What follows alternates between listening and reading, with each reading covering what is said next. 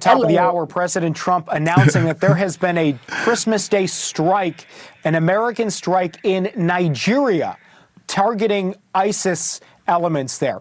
We didn't get too many details other than this is in the northwestern part of Nigeria. According to President Trump, we're basically going off of his Truth Social post, which he just put out. But he announced that he's doing this as a result of Christian Nigeria being targeted by ISIS elements. Now, we know that for months there has been sectarian violence in Nigeria. We know that Christians have died at the hands of terrorist groups like ISIS, like Boko Haram. There have also been a lot of Muslims by both of those terrorist organizations as well in Nigeria. President Trump specifically naming Christians, saying that is the reason that the U.S. struck on Christmas Day, and that strikes will continue, the president says, if Christians continue to be targeted. Again, that coming just from President Trump's Truth Social. We're going to continue to try to learn more, but we just got that into our newsroom. All right, so guys, welcome back. We are back from the holidays. Well, not entirely. Some of us are still on holiday, but we took a couple of days off to kind of be with family and focus on what really matters. So Patricia is back from her trip. All right. So I'm sure now for those of you who still made it to the Tuesday, to the live stream we had on the 24th, noon on 24th.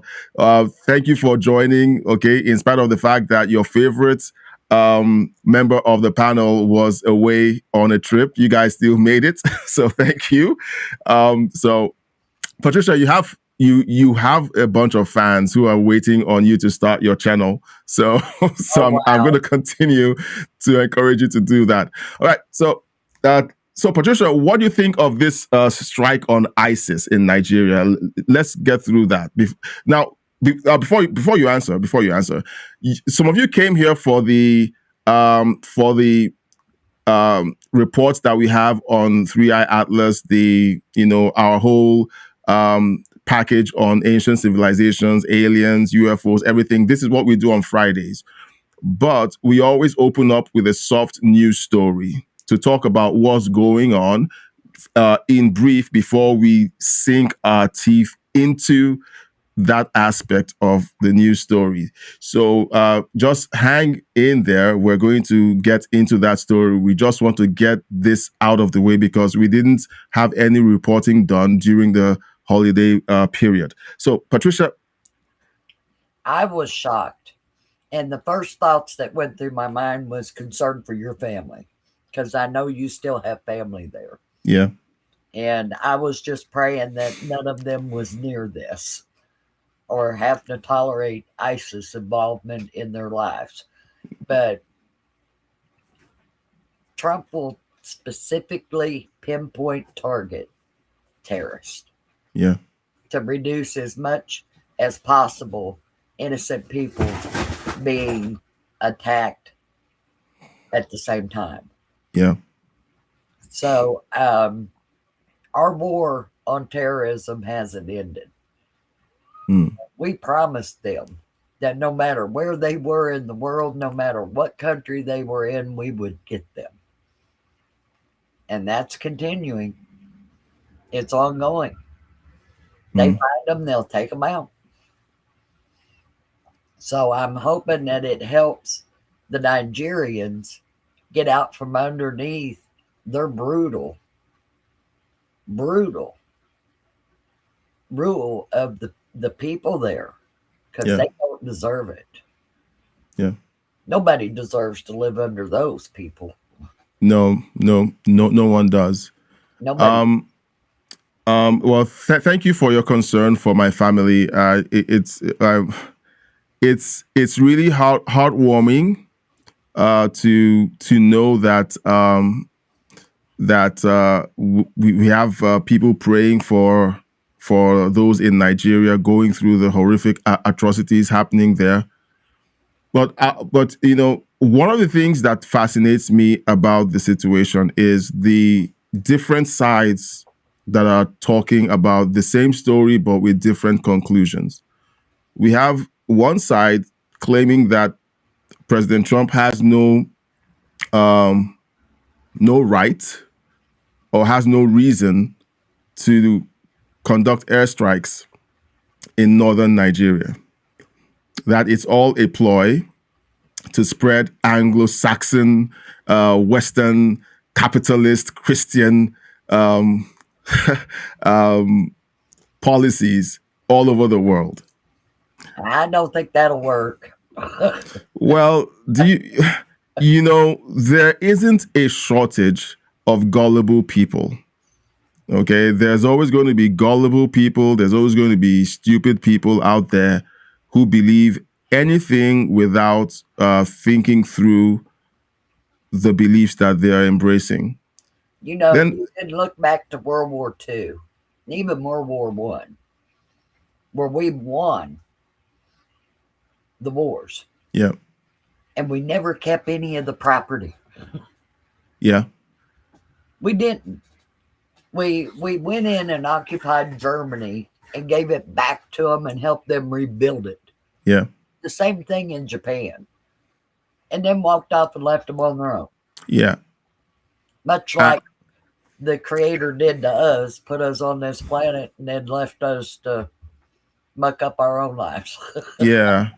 And historically, that's the first time it's ever happened, where you had a victorious army not taking over the territory that they conquered. We don't want to rule other countries. Yeah. That's their problem, not ours. Yeah.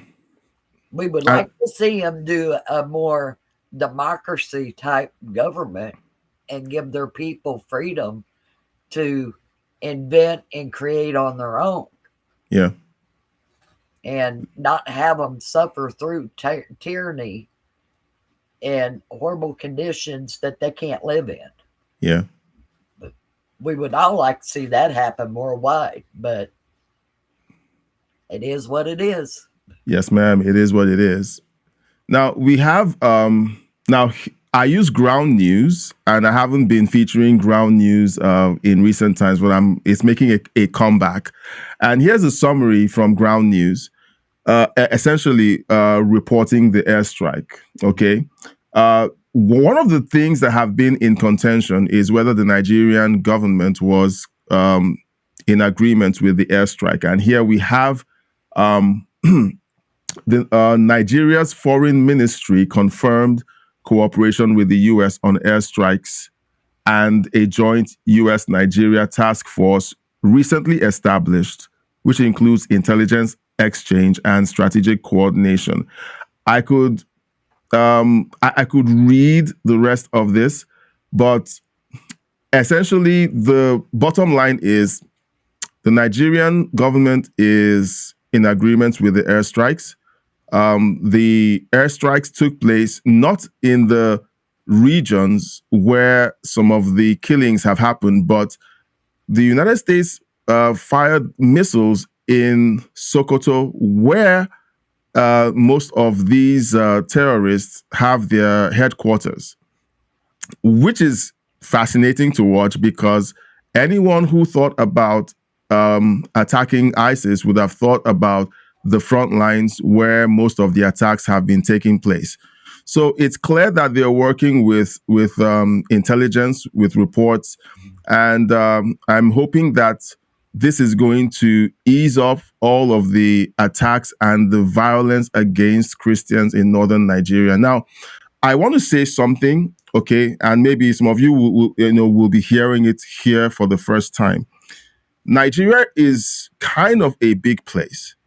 And if you look at Nigeria, you would find that, okay, I'm going to open up a map of Nigeria so I can explain a few things to those of you who are watching, because you're going to hear, map. You're going to hear differing reports about whether people in Nigeria acknowledge that that they are terrorists and that things are happening the way the United States is framing it. Now, this is Sokoto up here. This is Sokoto. I don't know if you can see my mouse, okay? But this is Sokoto, all right? And Sokoto is okay, so Sokoto and Zamfara, they are both sister states, okay? These are two states that share a border, and they are both, they also have an international border with Niger Republic. These are the two states that stepped up earlier in the recent democratic expression of Nigeria to say, we want Sharia law. And whenever you have a community that says, we want Sharia law, what do you think is going to happen next? You begin to have Islamic extremists congregating in these areas to make these places their strongholds. All right. They believe in a caliphate, and the first step to setting up a caliphate is Sharia. And so Sokoto and Zamfara are the first two states that pushed for Sharia law to be instituted in their states. Now, where are all the attacks happening? Now, Sokoto and Zamfara are way up here. They are way up here in northwestern Nigeria. Most of the attacks are happening around this region, around the Middle Belt region, and pushing downwards towards the southern parts of the country. So people would have expected the attacks to have taken place somewhere around the middle of the country where all of the attacks have been reported. But the real headquarters were up here in northwestern Nigeria. So anyone who knows what's going on understands that the US made a strategic strike based on intelligence. And I'm hoping that the results are favorable to the Christians who still live in those regions. Now, one more thing to add. Whenever you hear people from Nigeria saying that there's no genocide happening, is because most of them live in the safe zones in Nigeria towards the south by the ocean. And you can live in these safe zones and not know anything is happening in northern Nigeria. Because most of the time there's either a media blackout or there's so much propaganda that you don't know what's going on anywhere else. And it looks like the ISIS people are pushing southward to take the whole country. Yes. Yes, they are. So we'll just wrap up this story, but let's know your thoughts in the chat. Give us your thoughts, and we would like to, if somewhere during the live stream we need to come back to this, we will. But most of you came for the other thing, so we just want to go through the other stories. Patricia, we've gone through for 13 minutes. And if we go through the other stories that we have lined up, we might overstay our welcome. So what do you say we push the other stories over to the next live stream we have, and then jump into what everyone is here for? Yes. Right. So those of you that are watching, we're just going to move over to 3i Atlas. Because we like to do a thorough job on whatever stories we're covering. And, okay, let's do this. We take the Minnesota story and then go over to 3i Atlas.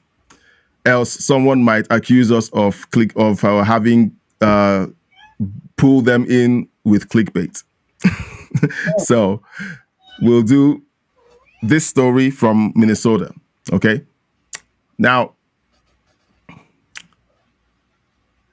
we all know that Minnesota has been under the microscope because of the corruption that has been reported repeatedly in Minnesota.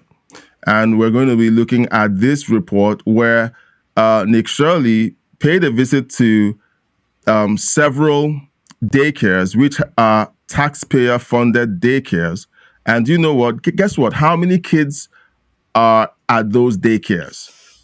Okay, so just take a wild guess in the chat and then let's watch this video. I knocked on the door, and to my surprise, somebody actually answered the door. Hello? Can we speak? I would like to check a child in the daycare. Why? Can I speak to a manager? Where can I get paperwork to file for my son? I wanted to put my son Joey in daycare. And after a few questions, the lady went silent. Looks like little Joey Shirley ain't going to daycare here. And now where are we going? Now we're going to Sweet Angel Childcare. We're in the middle of a strip mall here inside of this neighborhood. In fiscal year 2025, this facility, which says it's licensed for 74 kids, was paid $1.26 million in tax money. What? And there are no kids, and all the facilities are the same way, all of them. Let's see if anyone opens. Yeah, let's see. Once again, I tried to find a spot for my son Joey, and they would not open the door. I want to put my son Joey in daycare. Cuz I need a spot to put my son Joey. Did they ask why? Is this your daycare center? No, I work there. What's happened? I just want to put a child in daycare, but all the daycare centers seem to be closed. No one's opening the doors. You work here? I was, yeah. What's happened? Where are the kids? Yeah? It says it's licensed for 74 children. Right here, state of Minnesota. Where are the kids? They Yeah. got paid $1.26 million in fiscal year 2025. It says they have a capacity for 74 children. When? No, when? Where are the kids? Right here. State of Minnesota website. You work here and you don't know? I don't know. I was there before. I don't know what's going on. Were there any kids when you worked here? He's there. Kids there. What's How happened? many? I don't know. You don't know. Yeah. You worked here. Okay, well then you're not of any help. Can I put my son in a daycare here? No, I don't know. Can I speak to someone? No, I don't know. No. Yeah, I would like to see if I can put my son Joey here. Who's your son, Joey? My son Joey. Can I check out? All right, so there's a whole video that runs for over an hour. Nick Shirley covers several daycares, and it's the same story all over the place in Minnesota. Tons of corruption happening, and the only thing you hear coming from Democrats and mainstream media is Trump is targeting Somalians. Well, where are the Somalians? Daycare center? No. Sorry, kid kept playing. If they don't have any children, where are they? Where are the children? And then both locations, he would say, I want to sign up my kid for this daycare, and they would say why. And it's like, what do you mean why? he told you That's a question that you wouldn't expect to be asked with trying to find a daycare for a child. At a daycare. Yeah. At a daycare. At a daycare, and they would never ask another parent, why do you want to put a child in here? That would give me red flags and say, well, not with you. Yeah, so ghost daycares in Minnesota that essentially don't have any kids. They're just empty buildings with empty parking lots with no children to be found anywhere. And whenever a parent comes in to put their children in, they're like told that this is not a daycare. What do they tell people who walk in to try to sign up their kids to daycare? Well, evidently they're not letting anybody enter. They wouldn't open the door and say, come on in and fill out the paperwork. So the taxpayers are paying for daycares that essentially don't do any work. Where does the money go? What's happening? So going back to Somalia. It's going back to Somalia. A lot of fraud happening in Minnesota. Governor Tim Walz, our governor of Minnesota, we know what R means, and he came by that word honestly. He's essentially accusing the Trump administration of targeting Somalians, calling Trump racist, saying Trump has always been racist. But how about you guys answer the question that's being asked? Why is it that all of these Somali-owned daycares and businesses that are meant to be channels through which the government solves problems happen to not be solving these problems? Where is all the money going? What exactly is happening in Minnesota? These are questions that people want to know the answers to. So we're going to take the other stories during the next live stream so that we can really sink our teeth into the story of the hour. So, Patricia, do you have something else to talk about or to add to this before we jump into the first story in the series of coverage? Well, it's like, where's the beef, but where's the money? Where's the money? Well, I'm sure that as soon as the answer is found, they'll basically be screaming racism till the cows come home. That's the only answer that they have to this whole insanity. It is crazy. It is. All right, so let's go straight into the 3i Atlas rabbit hole. Yes. So last week, we started our exploration into 3i Atlas, and we played a video of Dr. Machio Kaku explaining the whole 3i Atlas phenomenon.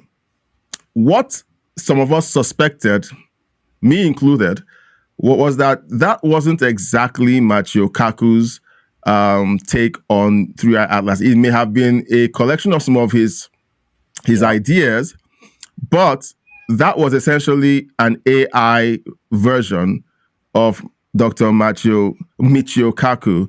And in this interview, he reacts to that the fact that an AI video of him was released, but he also gives his thoughts on the 3i Atlas phenomenon. So we're going to start with this to correct that, because someone left a comment on the last live stream where we talked about this.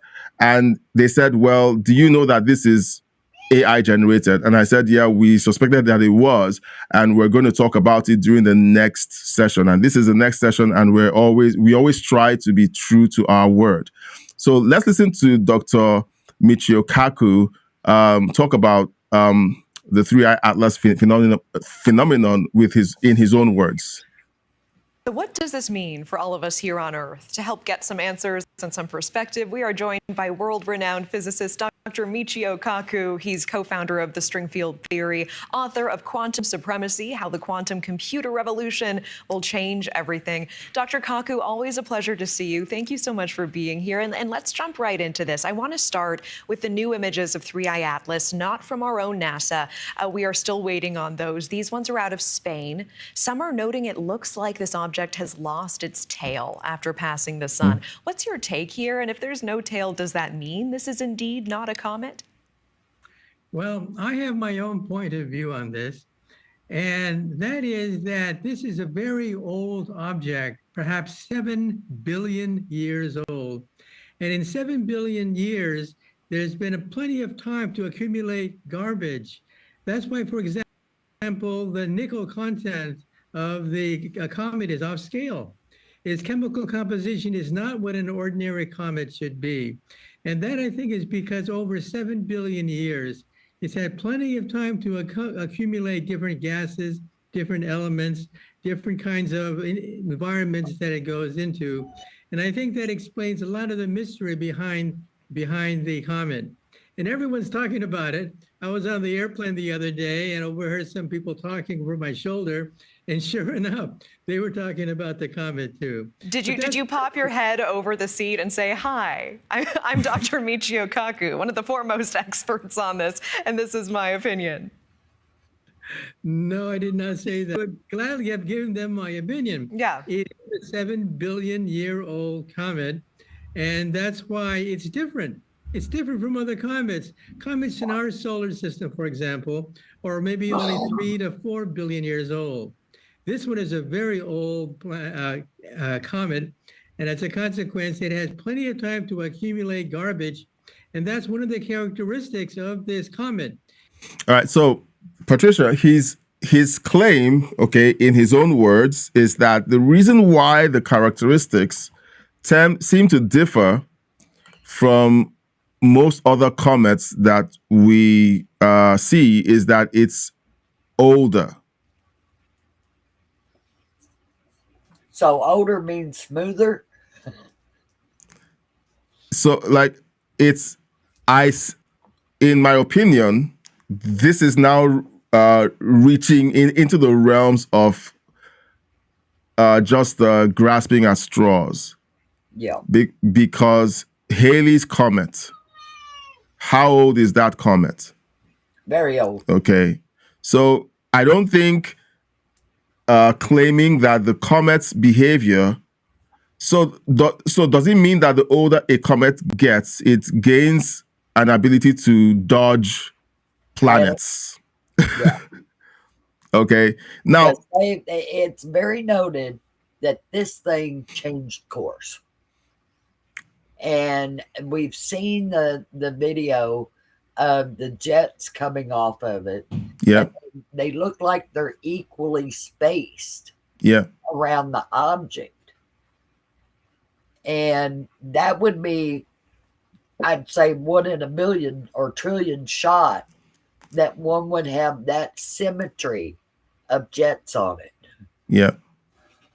All right, now, guys, that you're watching, let's know your thoughts about this. We're giving you our thoughts. We're going through the reports, and we're trying to pick out some of the storylines that are evolving. There's a picture that I'm going to be showing you after we watch this video. We're going to show you the picture of Halley's Comet, okay, that was captured 40 years ago.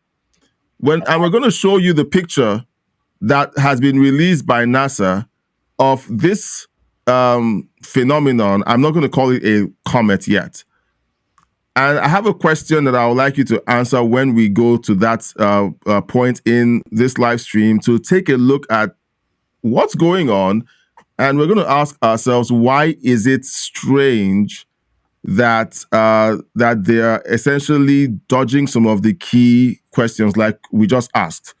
Where, like he says, it's an age thing. Okay, so does it mean that when a comet is several billion years old, it becomes sentient? It can dodge planets. It can slow down. It evolves into applying brakes whenever it likes. Like, these are the kinds of questions that we ask. Okay, and this is not us, guys. This is not a tinfoil hat. It's just a regular hat. Okay, it's just us asking questions to say, this is what you guys want us to believe, but why, and why? And then you guys also ask your questions in the chat. We're going to just have some fun with this report and give our ideas on what exactly is going on. One of the other things to keep in mind is that he works as a consultant and is called into NASA on a lot of these things. Yeah. And if he was told, this is the story we're going to tell him, he would go mum on the rest of it. Yeah. Else he's going to lose his security clearance. Right. And this is something that we all watched. Ray and his photos that he's taken of this object. Yeah. And his photos showed way more than what NASA has released. All right. Since you're talking about photos, I'm skipping over. We're going to continue this video, but here's the photo I was talking about. Okay, it popped onto the screen earlier. This is Halley's Comet. And you'll notice how irregular shape that core is. Yeah. And you'll also notice there's no jets making a pattern in it. Yeah. It's just a rock flying through space, losing itself. Yeah. And that's what's made this other one so strange. Yeah. So this is Halley's Comet. And this is Bob did this same thing. Yeah. So, and you can see the core very clearly. Yeah. It's not smooth. It's not rounded. It's jagged and misshaped. Yeah. And then the pictures, the closest pictures, the clearest ones I've seen, is the one from Ray, and that thing looks smooth. And that's something that a comet or even an asteroid would not look like that. Yeah. It would look like this. Yeah. Where it's got rough because it's not getting water poured on it to smooth it out. Yeah. So this is Halley's Comet. Right. This is oops. I need to zoom back out. Come on. Oh man. Okay. And this is 3I Atlas. Okay. Now, why am I showing you this? That picture of Halley's Comet was taken in 1986. Right. It's 40 years old. That was the last time it came through. Yeah. This is the pictures they've released of 3I Atlas are so blurred. They're rubbish. Yeah.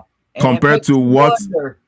Yes. And they had clear pictures of Halley's Comet 40 years ago. Yeah. So there's that they're not showing a clear picture of this. So when people tell us there's nothing to see here. We've been told that before. Exactly. So how can a picture taken 40 years ago be that clear and this one not? Exactly. Because you can tell this is blurred. It is. It's blurred. That are they hiding something? So I just wanted us to have that, right there at the back of our minds while we're going through this report with Dr. Kaku giving us his take. Now, Canary King is in the chat. He says, greetings. Hello, Canary King. And then Makheimla is in the chat as well. He says, the thing is, they can't possibly know how old this comet is. Exactly. No. Look. They can't even date rocks on Earth to tell you how old they are. They can't. There's no way to carbon date a rock. Yeah. So now they are counting on us to trust their credentials and not use our common sense. Right? I mean, they never seen this thing until it showed up in our solar system. So you suddenly know its birthday? Yeah. It's weird. All right, so let's listen to this report. Let's keep going. Oh, and keep the chats coming, okay? We're all thinking through this together. It's fun to do this, okay? This is more fun than the news, I guess. For me, it is. Has nickel, iron content, which is different from the average comet. We're still waiting on an updated image of this object from NASA. We see Representative Anna Paulina Luna sharing this week that it will not be shared until the government is reopened. Do you make anything of this? Is NASA hiding something here? Sounds like it, right? I mean, what have they got to lose? I mean, it's only a sheet of paper. Yeah, right. I mean, it's not like a top secret thing you put in a safe. It's just a sheet of paper. So what have they got to lose by announcing that they have this information? Because it fosters more and more speculation. And at a certain point, it becomes counterproductive. You've been closely monitoring 3I Atlas for months now. I'm tracking these anomalies, some bizarre behavior. What are the odds that we're dealing with something not just old, but something that's extraterrestrial in nature? I think it's non-zero, but it's very small. So far, it looks like an ordinary comet. It behaves like an ordinary comet, and except for these a few anomalies, it does act like an ordinary comet. And so I think it's really pointless to preserve secrets to keep things away from the American public. The public want to know. Avi Loeb, meanwhile, out of Harvard, believes that 3I Atlas may be revving its engine. Any thoughts on that? Well, there's a possibility. You have to put probabilities with regards to all the speculation. Avi Loeb was very careful later on to say that the probability of his speculations are quite low. Did he get the call? Who knows? Did he get the call? Okay, just said, Avi, put a sock in it. That could very well have happened. Because your look, okay, so last week we watched someone essentially break down the video and explain why people think that there's something off about the way the reflection on the comet seems to appear to basically be so irregular that it is not like any other comet that has been observed ever. And he points out these anomalies.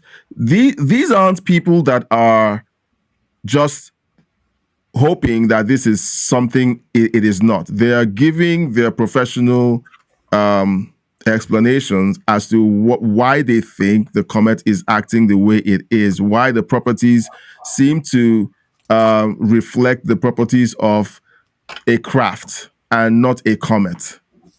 And these are the kinds of things that they're examining. And suddenly we're having someone who says, this thing looks like it's a craft. And then suddenly they walk it back to say, well, there's a low probability that it is.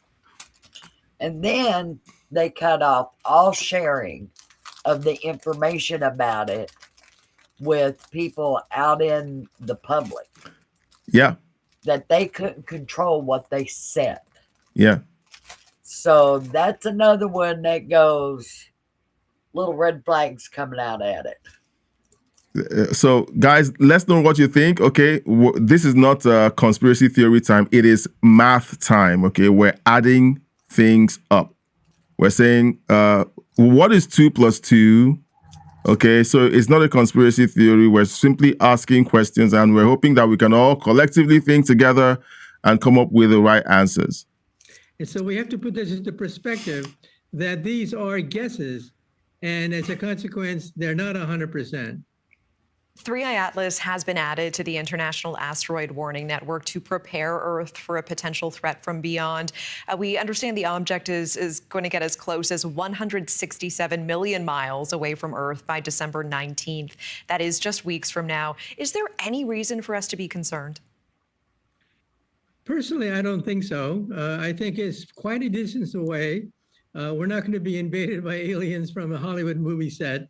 So I think that it's harmless. It's so far away that we're not going to be endangered.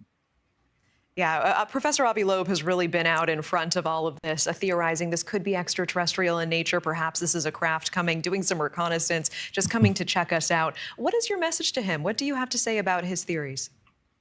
Well, speculation is fine, but you have to quantify it. You have to say that what is the level of confidence on the speculation? Is it 100%? Is it 1%?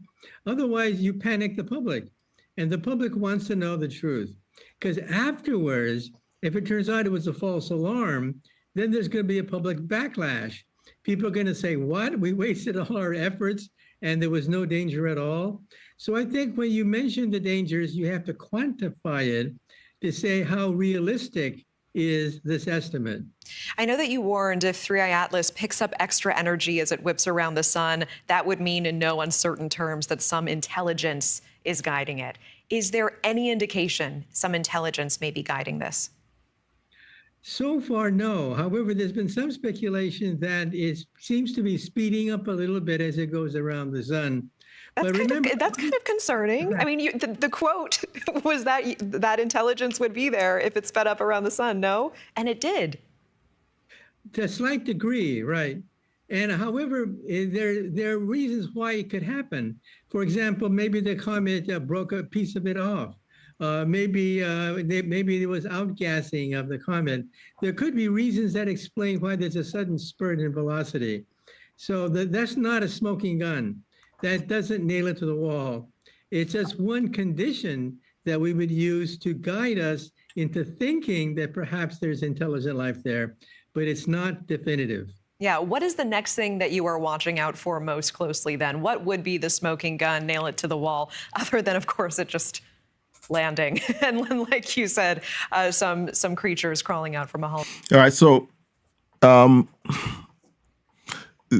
they're doing their best to shut down any argument or any supposition that this could be a craft that is being intelligently piloted. Okay, he spoke one word that I know was discussed anytime alien craft comes up. Yep. And that one word was public panic. Don't create a panic by telling people the truth. So, and then there was another part that raised my eyebrow, like, huh? And that was about the speed up around the sun. Yeah. If this thing was truly ice as close as it passed to the sun, it should have shrunk measurably. Mm. And it didn't. And could it be an ice-covered probe to protect it from radiation? Yeah. And if it was, that would explain the proportionate of where the jets are that we plainly see in Ray's photographs. Yeah. That they would be there to maneuver this thing however it wants to go. Yeah. And avoid hitting Mars. Yeah. Which it should have crashed into Mars, but it didn't. So it's just weird. Yeah, it is. And weird tells us there's something more to it than it just being a comet shooting through our solar system. It's crazy. All right. Yeah, so we have the phone lines open. If you feel like joining us and just talking it over, the phone lines are open. The link is in the chat. All right, and keep your comments coming. Hollywood said. Yeah, well, I think if E.T. phones home, that would clinch it right there. Is there anything more scientific than that you'll be watching out for next in its trajectory? It did phone if you home. try to communicate with us. Yeah, so we did hear about the transmissions. Yep. And granted, this interview took place in October. Right. Before those transmissions happened. Yes. Because the transmissions didn't happen until after it came from behind the sun. Yeah. So Michio Kaku hasn't done any other interviews since this one, from what I can find. Don't expect him to. This is still October, November. Okay, so this interview was November 10th. Remember that NASA shut down the sharing of information on this. Yeah. So he will not be back out in front of a public camera speaking about it. All right. Now, that's not suspicious at all. That's perfectly fine. Now, this is, I have an image here. And I don't, well, okay, we're going to keep listening to him. I have stuff open here that I'm like, okay, let's take a look at this. Let's take a look at that. But whenever you have this extra effort to, first of all, not release more information and not an extra effort to shut down a certain is a certain possibility. Okay, this is not aliens. It's not aliens. It's not aliens. It's not aliens. When there's such an effort there, neither is the TikTok little speedy little pod things that the Air Force filmed, and neither is the gimbal thing that actually rotated while it's zipping so fast that they can't catch it. But he doesn't want to say it's a possible alien. no, he doesn't want. Well, the moment he says it, his career is over. Well, he has been known in the past to make comments that wouldn't it be arrogant of humans to think they're the only species in all these universes. But now he's said, alien, ha. I don't expect them to be here. How convenient. All right, so let's keep listening. Keep your comments coming. Phone lines are open, so and then we have someone else. There's another video following this. We're just going to try and peel back the layers of this because do we think it's a conspiracy? Nah, we don't think anything. We're simply asking questions. Why is it that something as straightforward as releasing the photos hasn't been done yet? Because we have a 40-year-old photo of Halley's Comet that is much clearer than what we've seen so far of 3-Eye Atlas. And 3-Eye Atlas is much closer than the galaxies far, far away that the Hubble telescope has been taking pictures of in 3D color. Yeah. They tell us the Hubble telescope can work miracles. Here are pictures of this and the other. And they want us to believe that it can do all of that, but it can't take a picture of a comet that's in our neighborhood. Yeah, and the James Webb would tell you exactly what that thing's made of because of the spectrum that it puts the light source through. Yeah. And that's how come they come up with the nickel thing. Yeah.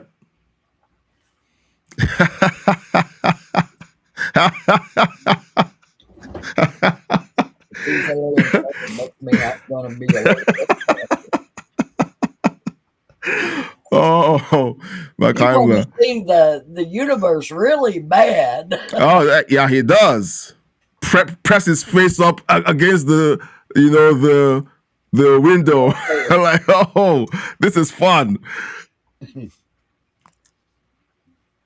Oh, wow. Anyway, let's keep listening. Some kind of Morse code, some kind of language that we would understand. It's already done. Mathematical language, for example. That would clinch it. Rather than getting static on a radio, getting an alien civilization share their knowledge with us. That would nail it to the wall. Yeah, one more question on this before we move to AI, because I understand there is a deep fake that you've been battling recently, and I want to hear more about that. Tell us what we need to know about this. It seems like there is a lot of speculation. It sounds like your message to the public is that they shouldn't be too concerned about this. Well, you can just Google it. When you Google the name of the comet, there I am. I'm on several networks talking nonsense. And realize that it's very easy to forge these documents. Oh, so we're talking about deep fakes now. Okay, so let's talk about this, Dr. Kaku. You yourself have been putting out warnings because deep fakes are happening of you. I believe that we might have some of them to show, impersonating you, AI generating this, misleading the public with false claims. And you say it's not just deep fakes that are out there right now. Countries are racing towards quantum computers. And that is the real risk going forward. Can you tell me more about that?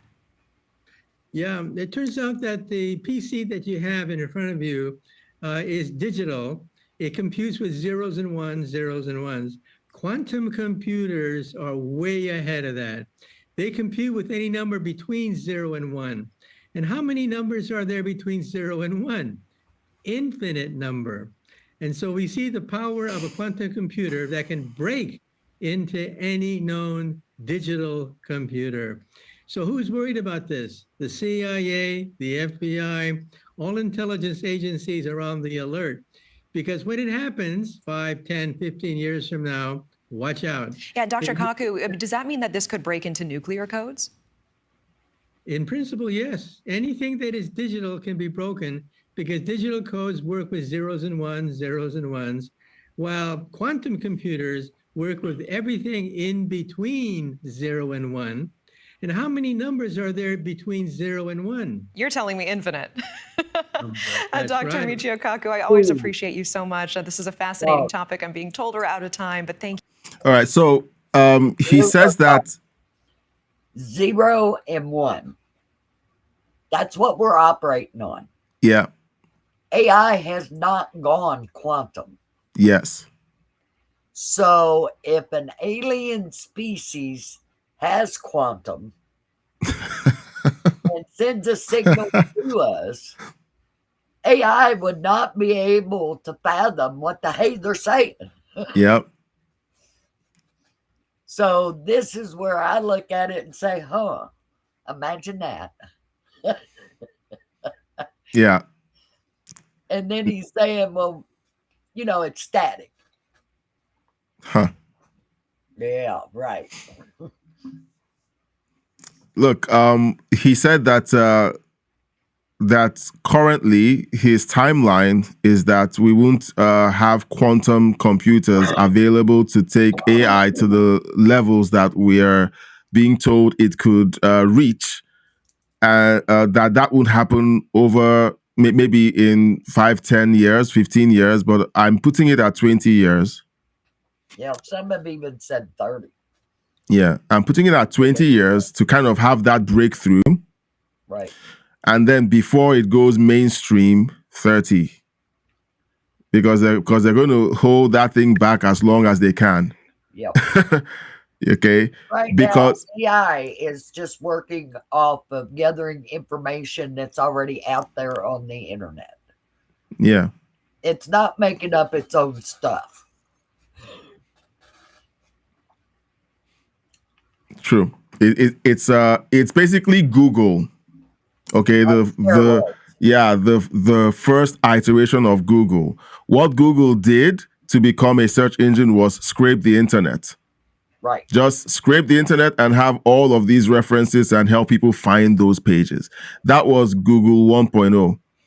Okay, now today, Google is totally different. It's a different beast altogether.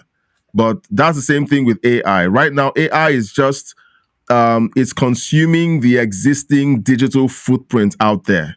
Everything from fine science to total gobbledygook slop that's out there. Yep. It's consuming everything. Okay. And then maybe by the time quantum computing comes in, it takes all this learning and begins to process it at the speed of thought. Okay. Yeah. Right now, it's just the Britannica encyclopedia. Yeah. So right now, AI simply has the power of recall.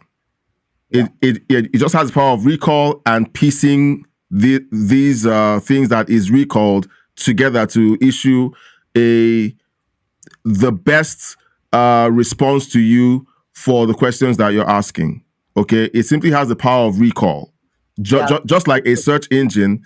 Yeah, but it just pieces everything together, gives you a mishmash, and throws away the dross and gives you something it assumes is the right answer. Okay. Right. But where it's going, it takes all of that knowledge and then it's able to form thoughts and then give you its own opinions. Yep, and there's never been that accomplishment yet outside of a human brain. No. And I don't expect it to happen. I don't either. Not opinions. I don't.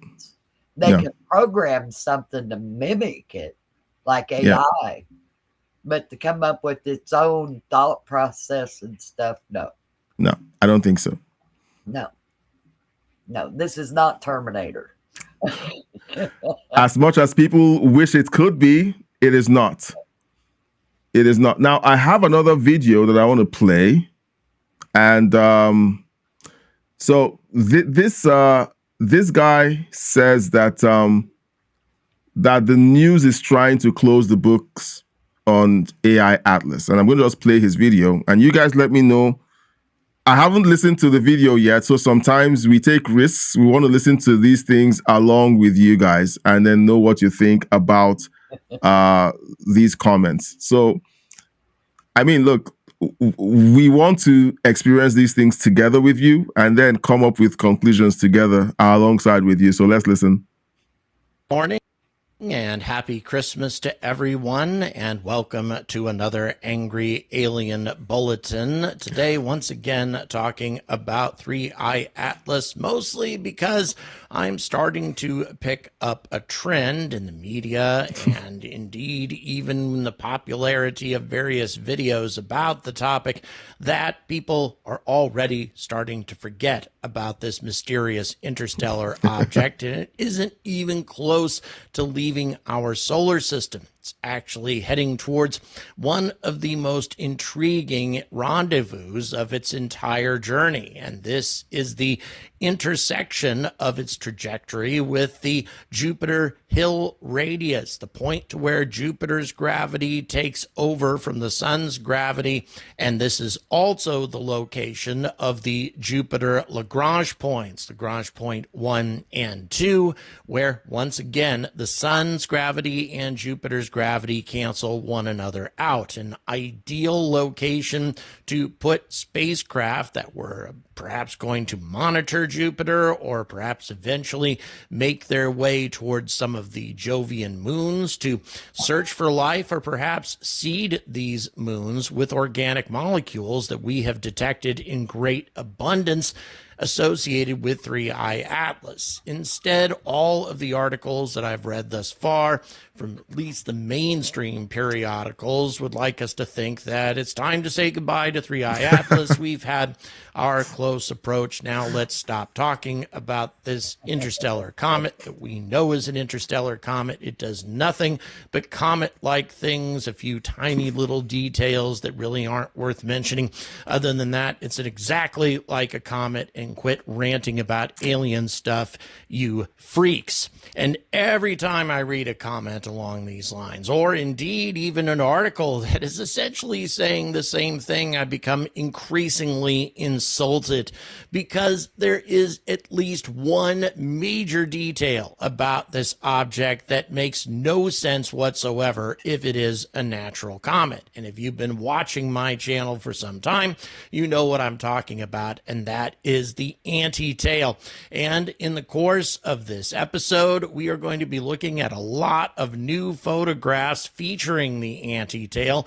Many images have been captured, and even some footage captured of this remarkable interstellar object, all of which look remarkably comet-like until you realize that its tail is pointing in the wrong damn direction. The solar wind blows all of the dust, all of the gas, everything associated with a comet's coma in a direction in accordance with the solar wind. In other words, when a comet begins to leave the solar system or move away from the sun, it travels tail first. The solar wind travels much, much faster than even an object like 3i Atlas travels. The solar wind travels at least 400 kilometers per second, whereas 3i Atlas is only traveling about 60 kilometers per second. If 3i Atlas were indeed an ordinary comet, then it shouldn't be doing this. It should have a tail leading the object, not trailing it, and that is not what is happening. Indeed, the entire coma is trailing the object, and this was confirmed not just by backyard astronomers, but by the Hubble as well. One of the great mysteries associated with this object. But another intriguing mystery is, where did 3i Atlas come from? And if it is an artificial object, why? Well, seems that according to a new peer-reviewed paper, we may have a good idea of why it came from this direction if it is an artificial object. All right, so what do you think of that video? Because I found it this morning, and I was like, okay, there's It made more something. sense. So, he has a YouTube channel, and I'm actually trying to see if, well, it's a his videos are quite long. I'm going to share the link to his channel in the chat. All right, guys. I'm going to share the link to his videos in the chat. I think he has some good information that will be helpful to help us all, but we may not be able to kind of scrape through all of the videos, and we don't want to have to go out and play everyone's videos end to end, but we want to be able to look at enough content to start a conversation at our end. And maybe during the week, you guys go back, take a look at a few things, and send us your thoughts, okay, so that we can have even more conversation around this. He made a very striking comment about this quality of the comment, which is the anti-tail. Okay, is the anti-tail is something that no other comet has. No one is talking about why or trying to explain why this is happening. Of course, in November, Michio Kaku claimed that the comet is old, and that's why it's doing that. Well, right now, it doesn't seem like age is going to cut it. We are looking at something that is a phenomenon that hasn't happened before. We have a video that references the James Webb discovery, but let's talk about this for now. Patricia, what do you think about his video and some of the statements he made about the anti-tail? He made more sense than anybody has. And pointed out that these things that's going on with this thing is not normal. And I keep thinking back to when the Tic Tac videos got released. Yep. And they did a hearing in Congress about that.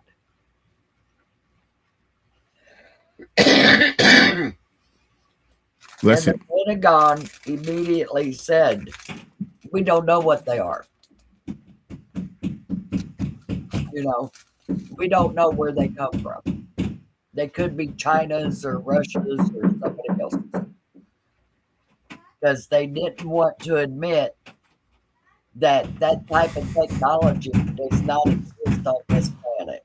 Yep.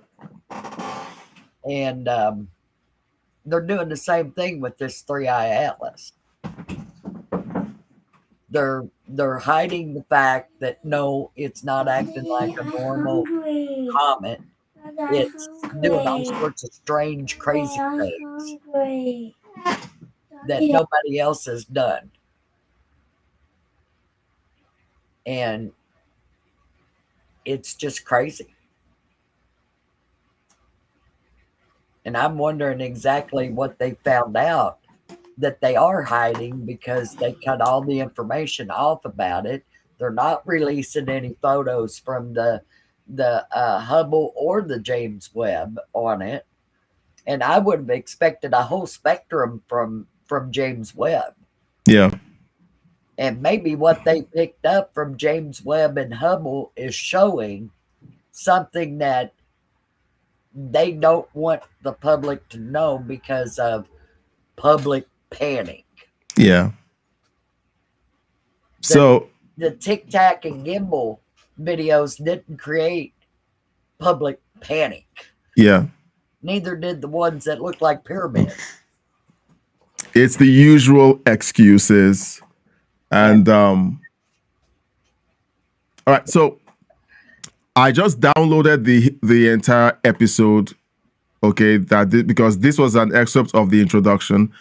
Let's see if we can watch a bit more of what he has to say, because I think with the introduction, I think we could learn a few things from his video. What do you think, Patricia? Yeah, I like where he's going, and he's like Ray. Ray is not saying it's this or that or this. He's saying it's unusual. This isn't normal. You know, there are some strange things going on with this thing. And I just think a lot of information's being hidden from the public. Yeah. All right. So before we jump into this episode of his video, please consider subscribing. If you're watching for the first time and you haven't subscribed, please subscribe, like the video, share the video, hit the bell icon so that you'll get notified whenever we go live. And we'd also like to request that you consider supporting the channel with a financial donation. We value your views. We value you commenting. That supports us a whole lot, and we're grateful. Your financial support would also go a long way to helping us keep the lights on. So just wanted to chip that in before we jump into this video. So I'm going to skip forward to the point where we stopped and then see what more he has to say. Morning. Okay, so I'm going to skip forward a little. And let's go. Interesting stuff to talk about. The mainstream media and a lot of astronomers, I think, at this point would like us to believe that now that we've experienced this close approach with 3i Atlas, where the Earth and this object have come as close as possible to one another, then it's time to just say goodbye to it, forget it, let's move on to other topics, especially when this object continues to display inconvenient characteristics. As I say, this anti-tale that I continue to rant on about because this damn thing makes no sense. But all of that having been said, at this point, what I really want to talk about, along with sharing some new photos of 3i Atlas with you, is the point of origin for this mysterious object, because this is quite significant as well. It's the only interstellar object that we have detected thus far that came from the galactic core. Indeed,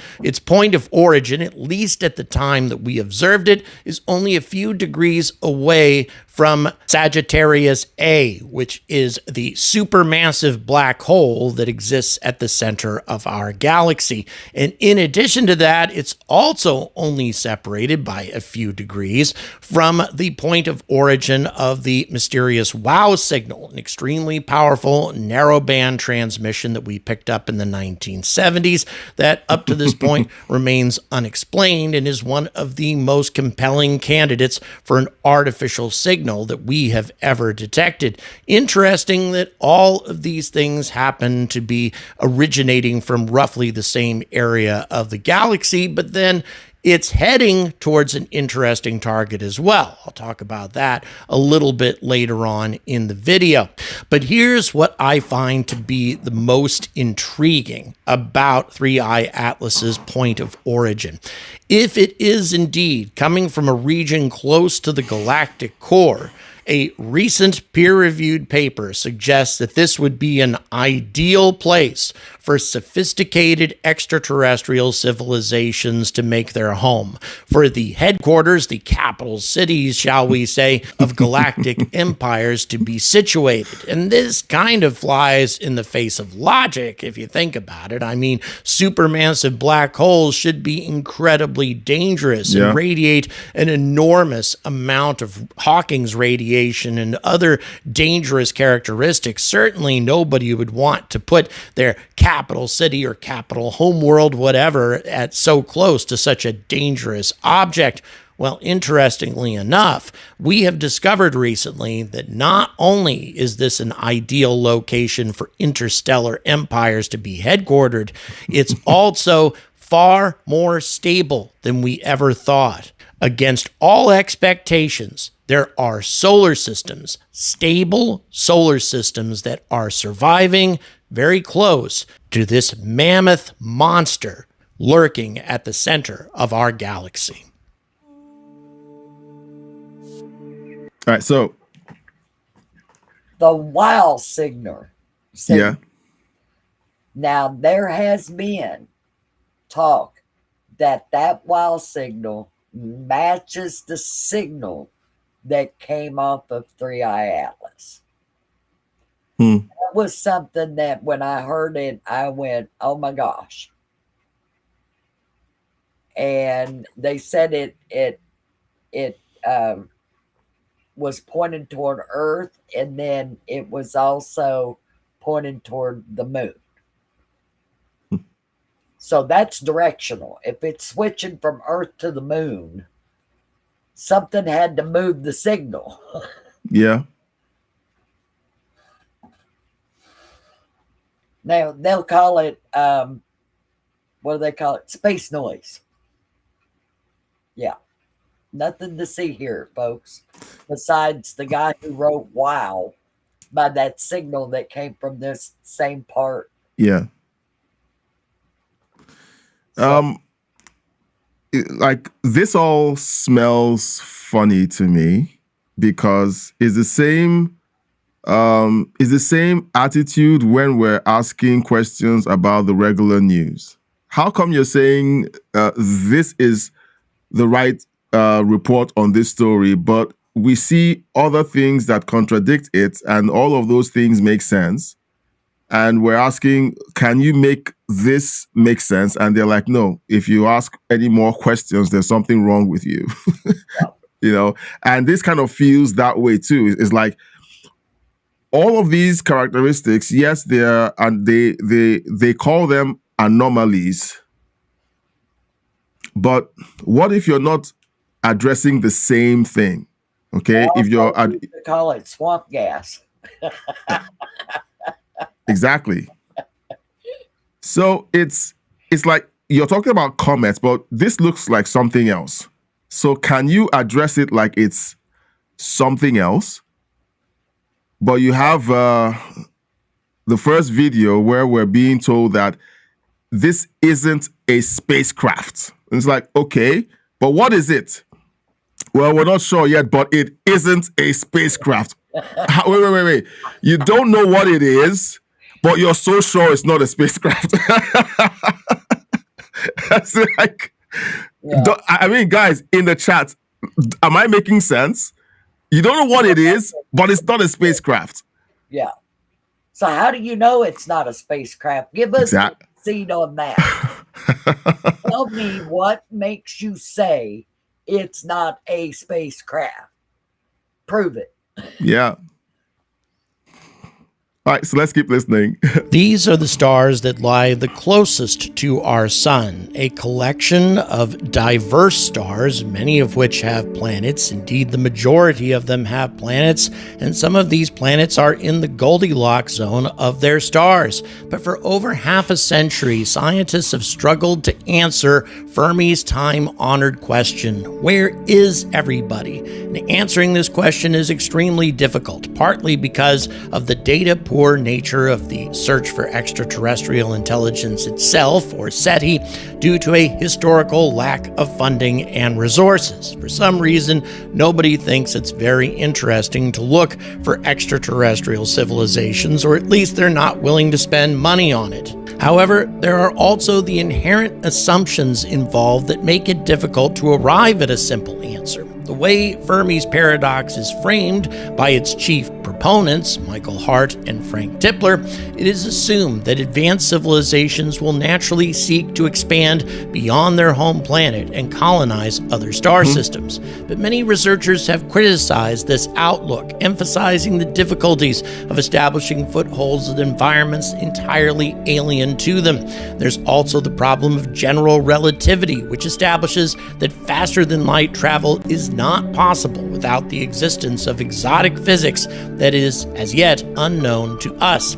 In a recent paper, a team of researchers considered several scenarios in which a civilization could expand in a relativistic universe and concluded that it could be done within what is reasonably assumed to be a civilization's lifetime. The study was entitled Redshifted Civilizations, Galactic Empires, and the Fermi Paradox, and it was conducted by Chris Rice, an independent researcher, and Justin Feng, a postdoctoral researcher at the Central European Institute for Cosmology and Fundamental Physics. As they argue, The rules of general relativity, combined with a little input from the Kardashev scale, the Kardashev scale being a scale that defines the nature of extraterrestrial civilizations depending on how much of the energy of their home star system they are able to harness. That is to say, a Kardashev level 2 civilization is a civilization that managed to harness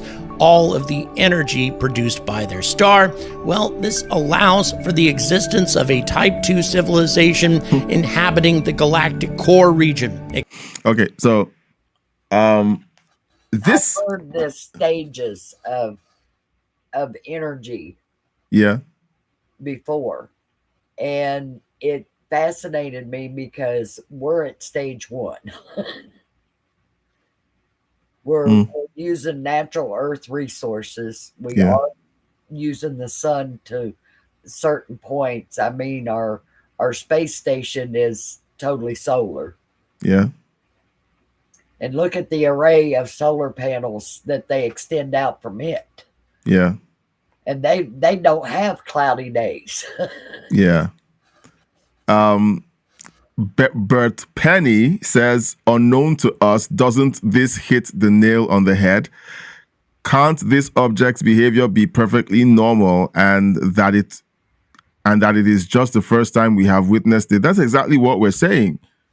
Okay, they're trying to compare apples and oranges because they've seen comets. They think everything that flies through the universe is a comet, or at least they want to convince us that everything that flies through the universe is a meteor or a comet. Right. You know, and like we said, it's not the same thing. Why don't they just say this is not the same thing? And we're studying it. And look, trying to understand it. We're trying to understand it, but not to front load. It's not a spaceship. Once you begin to do that, when they did that raised the question of what they know about it that they're not saying. Yeah. As soon as they begin to do stuff like that, like they do in the news, okay? Like you guys know that usually what we do is we talk about the news. And every time we look at these people and we're like, these people think we're idiots. And all right? Go back to the Tic Tac. Yeah. These pilots caught these things, and there was hundreds of them that came down out of the atmosphere to ocean level, and they couldn't catch them. And some of our fastest jets could not catch it. I doubt if you too could catch it. Yeah. And it travels faster than Mach 3. Yeah. And they were telling people, well, we don't know what they are. They immediately went to they could belong to another country. No. If it belonged to another country, they would have already known about it. Yeah. Because they can detect when another country sets off a rocket. They know when North Korea fires something off or when North Korea tests a nuclear weapon. They know. And so that didn't make any sense to me that they were saying, well, they could be man-made. No. Yeah. Man has not made a vehicle that can fly through the atmosphere that has no wings and no jet propulsion coming out behind it. Yeah. No evidence of it having a motor at all. Yeah. So that ruled all that stuff out. Yeah. But it's not man-made. Yeah. I would like to also point something out. Scientists grade civilizations, interstellar civilizations, based on their capacity to harness energy. Right. Currently, the world is in the AI race. Who's first to fully harness the power of AI to dominate the world? But everyone knows that that race can only be won by the country that's able to not only get the science right, but also get the energy requirements right to drive AI adoption in their society or in their countries. And it's not going to be by solar on this planet. Exactly. And then economically, any country's ability to harness energy drives their economy. Right. So for all the climate change, green energy, bologna sausage, yes, out there, what you guys are trying to do is a race to the bottom. You guys are trying to force civilization to grind to a halt because you guys are busy virtue signaling about how much you love the palm trees. Okay? So please, I think we need to learn that we shouldn't pay attention to these jokers. All right? Because energy is a huge factor in whether your civilization thrives or dies. It's a huge factor. Your ability to harness energy, and then not just harness it, your ability to harness it in a miniature fashion. With the quantum stuff, Yeah, they haven't figured out how to power quantum yet. exactly. It's an energy issue. And that's one of the things of why it's not in existence. Yeah. And what energy would power quantum? That's the one thing. I mean, so it's yeah. You know, I would looking at us and expecting us to, it's not what we think it is. Yeah, it's like trying to power your SUV with the batteries in your key fob. Yeah. Okay, like that's the scale that we're looking at. And if we're not able to figure out how to power that SUV, it's only going to be an idea. It's just going to be a wish and a prayer until we figure out the energy. Okay, so this part of the video is something huge, and I'm glad that we were able to watch this. Okay, so let's keep going. Now, guys, keep your comments coming. Bert Penny, this looks like a first-time chatter, so I want to say thank you for chatting. If you're still here, let's know where you're watching from. We're glad to have you. Could also explain why we haven't heard of them. Given the number of stars in the Milky Way, 100 to 200 billion, the number of galaxies in the universe, and that most stars have at least one planet orbiting them, it seems only natural that life would have emerged beyond Earth. And considering the age of the universe, 13.8 billion years, and the fact that the solar system has only been around for about a third of that time, it is also reasonable to assume that life would have emerged many times by now. And according to Hart and Tipler's analysis, if advanced civilizations have already emerged in our galaxy, then they would have surely developed the technology for advanced communications, space travel, and self-replicating probes, also known as Van Neumann probes. By their estimates, a civilization that had achieved this level of technical development would only need 650,000 to 2 million years to colonize the entire galaxy, and they should have been to Earth several times. Given the complete lack of evidence for extraterrestrial civilizations, they argued they must not exist. But as Carl Sagan famously argued in a paper that he co-authored with fellow astrophysicist William Newman, absence of evidence is not evidence of absence. In addition, Hart and Tipler assumed that once civilizations had established a foothold on other worlds, their colonies would endure for millions or even billions of years. Aside from being a pretty blatant assumption on top of many others, this thinking is inconsistent with what legendary SETI astronomer Frank Drake proposed in his famous Drake equation. So, I think we're going to hear more of this, but I just wanted to point something out, okay? Carl Sagan's quote is really nice. The absence of evidence doesn't mean what? That it's absent. that is absent.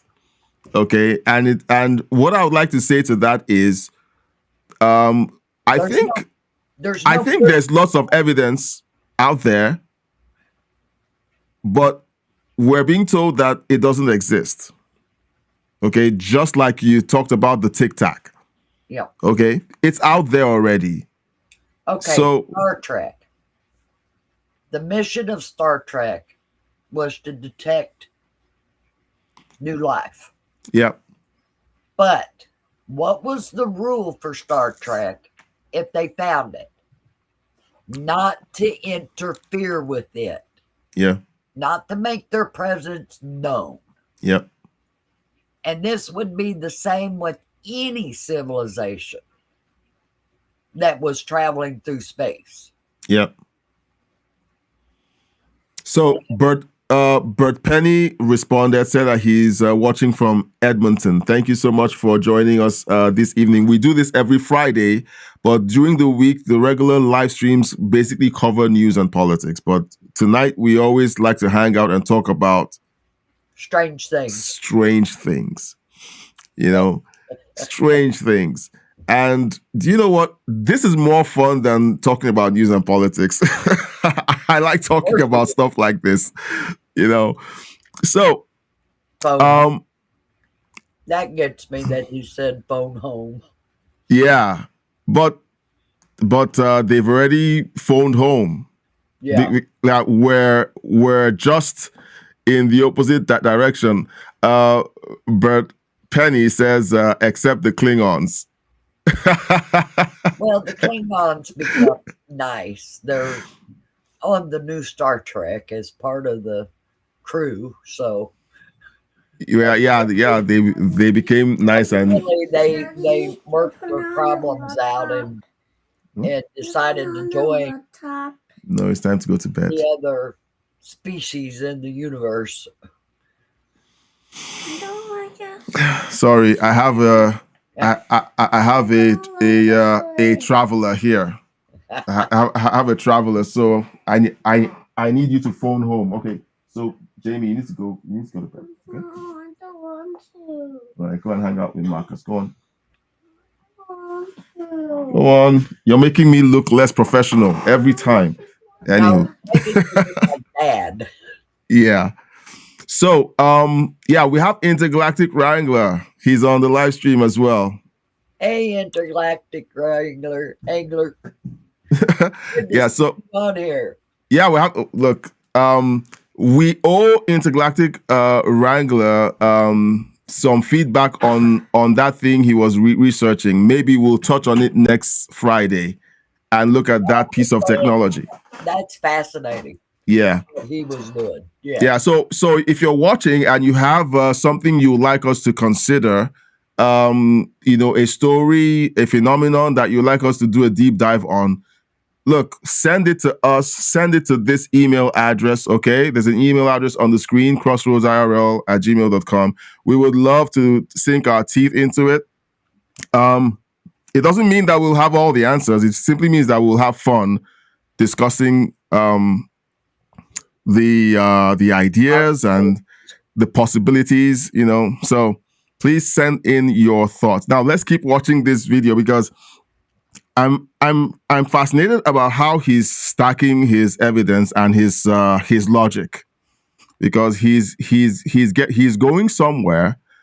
It might not be where we might want to go, but he's stacking some logic about different things, and I think it's great for us to kind of learn these things or listen to what he has to say, and then eventually figure out what exactly is going on. Let me go ahead and lay out the Drake equation for you here. Rather complicated, but N is the number of civilizations in our galaxy we might be able to communicate with. R is the average rate of star formation in our galaxy, Fp is the fraction of those stars which have planets. Ne is the number of planets that can actually support life. Fl is the number of planets that will develop life. Fi is the number of planets that will develop intelligent life. Fc is the number of civilizations that would develop transmission technologies. And L is the length of time that these civilizations would have to transmit their signals into space. According to Dr. Rebecca Charbonneau, a science historian and Jansky Fellow at the National Radio Astronomy Observatory, Frank Drake considered L to be the most important parameter in the equation. How long do these civilizations survive? Suddenly, with the development of the atom bomb and the Cold War, we were for the first time capable of not just destroying our civilization. Once again, this is according to Rebecca Charbonneau. This is not about the fall of Rome. This is about the end of our entire species, and indeed, perhaps our entire planet. And because of that, L is what really changed the character of how we think about SETI, and I think that Frank agreed with that. Dr. Charbonneau further elaborated on this point in an interview with the Stories from Space podcast. Quote, "We developed these tools, these weapons, nuclear bombs that are capable of destroying our entire world as we know it, and so it becomes an existential problem, literally existential. Our existence is on the line, and I think that shift changed the way we think about the problem of communicating and seeking extraterrestrial life. And that's Frank's big innovation. He includes the variable L in his equation about longevity because it's the first time we're wrestling with the possibility that maybe civilizations don't last forever. Now, another big sticking point with SETI and the Fermi paradox is the question of faster-than-light travel. Simply put, it's not possible unless everything we've learned about the physical universe to this point is wrong or at least incomplete. According to Einstein's theory of relativity, E equals mc squared, objects accelerating towards the speed of light will experience an increase in their inertial mass. This essentially means that as the speed of light approaches, objects feel heavier and require more and more energy to accelerate further until you reach the speed of light, and to hit this velocity, you need to expend more energy than exists in the entire universe in order to achieve that velocity if your spacecraft has any mass at all. There are real problems with going faster than the speed of light. There are certainly those who have theorized about things like warp drives and such that may indeed change all of these things drastically and forever, but right now, this is what we understand about physics, and I personally think that if traveling faster than light were a plausible thing, we would be up to our armpits in aliens right now, not looking at the occasional interstellar object traveling through our solar system at a speed way below that of the speed of light. So the timescales for interstellar travel exceed present human lifetimes unless one travels at ultra-relativistic velocities or velocities very close to the speed of light. The intolerance of human biology to high acceleration increases the time required to reach such velocities. Moreover, the amount of energy required to propel a vessel to such velocities is extremely high, far above the rest energy of the vehicle. These problems are perhaps insurmountable, arising from our limited lifespans and limited tolerance to high acceleration. And if that weren't enough, there's also the problem of time dilation, the difference in measured time between two reference frames. As Einstein demonstrated, and this has been backed up with many laboratory experiments, this phenomenon occurs either because of the differences in relative velocities between them or because of the differences in gravitational potential. Either way, if you are going very close to the speed of light, time begins to pass very, very slowly. Okay, so for those of us who skipped out on physics class, okay, he's breaking down the obvious problems about interstellar travel. Right. The ability, excuse me. Yes, sweetie. My kids are giving another blanket. My kids are giving another blanket. Marcus, give him another blanket, please. All right, he's going to give you another blanket, okay? Close the door. Thank you. Oh my goodness. Okay, so guys, so essentially he's breaking down the equation, but that the issue of duration, okay, the lifetime of a civilization is important, because if a civilization is meant to survive long enough to travel from their own galaxy to another, or from their own solar system to another, okay, the question of whether that civilization has the capacity to survive is called into question. And that's where he pivots into our discovery of the atom bomb, and how for the first time we gain the ability to destroy the entirety of human civilization. And so if you're able to attain a certain degree of an ability to harness energy that is powerful enough to destroy your own civilization, the question is, how long will your civilization last long enough in order to create the means to communicate with another planet or another galaxy? Like, it's a conundrum, I guess. That's what that equation is revealing. It's revealing more of a conundrum than a solution. Okay. So we know on Earth's history that there are certain civilizations that came before modern man. Yeah. Some collapsed, some evolved. Some moved on and just relocated and found where the other ones collapsed. So, and then there's the dinosaurs. Yeah. They didn't last. They were taken out. So Yeah. whether it was by design or nature, we still don't know. But we know they all died because they ain't here no more. Thank goodness. I would hate to have to put up barriers for things bigger than my house. So, but can there be life existing on other planets that's like ours? I would hope so. Yeah. It would be a missed opportunity if there wasn't. And does the other planets have questions about a species on their planet that doesn't match any other, like our octopus does? Mm-hmm. So there's another thing, just where did this octopus come from? Yeah. Where the humans came from. Yeah. Do I believe that we came from the species of apes? No. And the reason why is, if that was true, we would see apes still evolving today into human species. Yeah. And they're not doing that. So they're not capable of doing it. Yeah. So did we get tweaked by something that visited Earth a long time ago or something? Or did they create us? We don't know. That answer's never been given, except for a story in a Bible that said God created us. Yeah. It didn't say how. Well, he molded man out of clay and breathed life into him. Yeah. That's not an ape. I hate to tell you, that has nothing to do with an ape. But with this question of, is there life out there?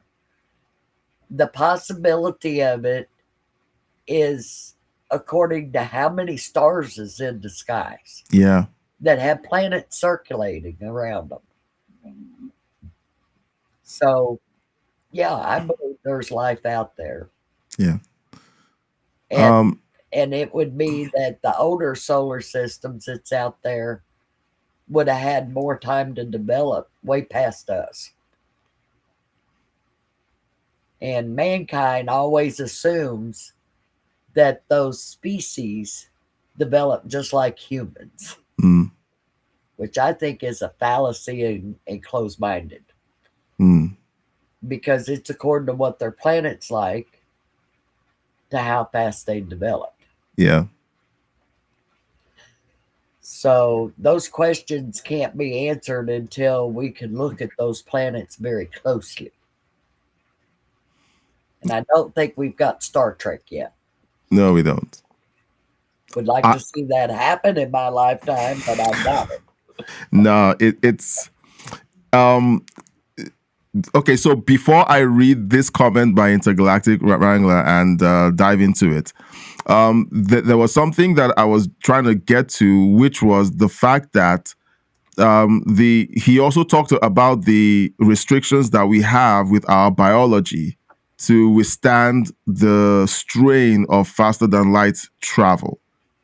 That it will literally turn our bodies to jelly. Yeah. Okay, if we attempted to travel faster than light. Apart from that, there's the energy requirements for faster than light travel that hasn't been cracked yet. So there are all of those variables that essentially say, look, faster than light travel is both impossible and extremely dangerous. And not unless you can create a bubble. Yes. That you travel in. Yes. Intergalactica, you touched on that one, dude. Yeah. And the gimbal video showed that there was something surrounding that craft. Yeah. And it was pivoting and turning. Yeah. And that means it was under someone's control to make it do that. Yeah. It didn't just do it on its own, like Windows. Yes, I had trouble with Windows when it first came out. But anywho, that bubble has been discussed before by scientists that if something was captured in a bubble to where gravity wouldn't interfere with it, then you could travel as fast as you wanted to. And it wouldn't affect your body. Yeah. So that's something that I keep thinking about, that if you traveled through space at a very fast rate, you would have to have that knowledge to control your own gravity within your craft. Yeah. Stargate SG-1, I'm referencing a show. Yes, I know it's not science, but I'm referencing it because that must be one of the, in my opinion, one of the best science fiction shows out there, because it tracks the evolution of mankind's contact with aliens, their ability to co-opt alien technology and figure out how to integrate it into our own craft and then evolve into becoming an interstellar power, okay? And one of the things that they discovered was the inertial dampener, which is the bubble that you talk about, which essentially protects the passengers within the craft while it travels faster than light, okay? So, so that is something that, and one of the issues that they had to contend with was the issue of energy. I mean, going back and watching Stargate SG-1 for, might seem cheesy for people out there, but look, if you have the time to catch up on that show, go watch it. It's an amazing show.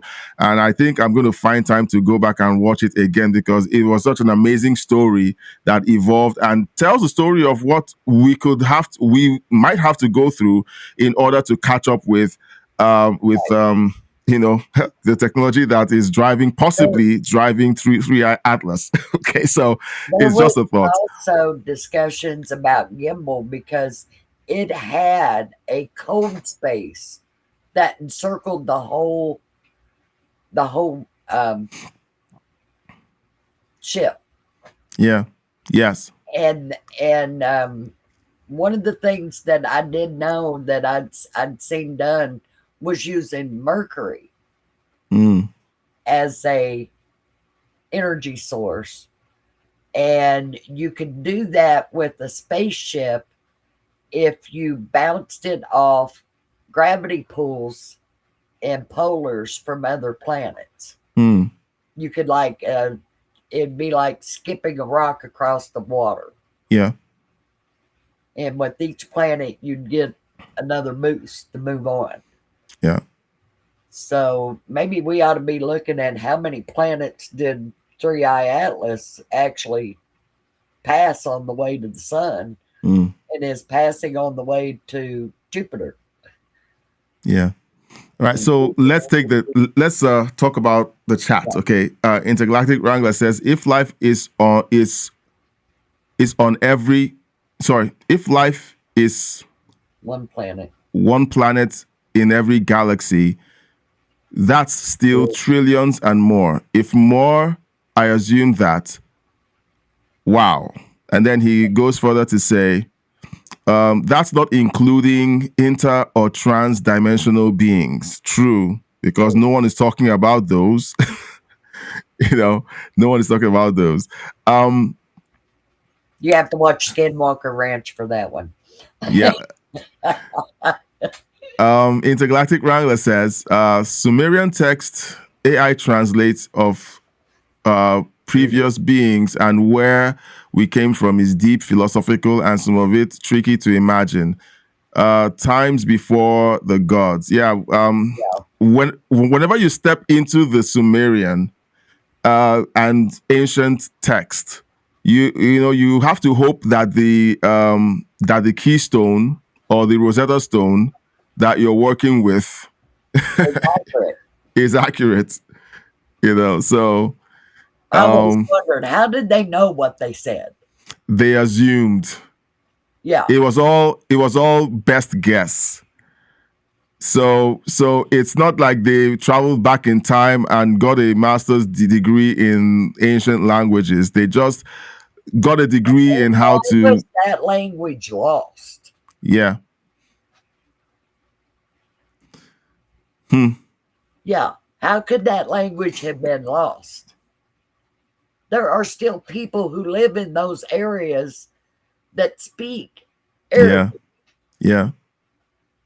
So where did that language go? Yeah. If they're no longer speaking it. Yeah. Let's see. Bert Penny, I hope you hang around and be a regular because we're liking your comments. Bert Penny says supersonic flight was lethal not too many years ago. Yeah. It was. Until they figured out to put them in spacesuits with oxygen feeds. And now we've got planes that go faster than sound. Yeah. And many, many, many times faster than sound. Yeah. I know when I was in the Air Force, the only thing they tell us about the U-2 plane, the spy plane, was it took it 3 states to slow down enough to start to make a turn. Just to start to make a turn. 3 states. 3 states. 3 states. And that it flew faster than Mach 3. And that it could outrun Russian missiles fired at it. Wow. So look, those pilots are superhuman. And I mean, they found out that the higher they go when they fly, the safer it is for the pilots as long as they've got their own oxygen feed. That's why the spacesuits on them. Yeah. And Wright-Patterson Air Force developed that. So as we can move forward, expect more things to come out. Wow. Yes. Bert Penny says, I think you're referring to warp speed. No. Well, no. Warp speed and FTL are 2 different things. Yeah. FTL flies within current space and time. Okay. Warp speed, I think, involves the bending of space in order to cover vast distances. So there are 2 different technologies. It confused me at first. The first time I heard FTL, but I figured out the concept was very different from Star Wars. Star Wars, works on the bending of space in order to cover vast distances.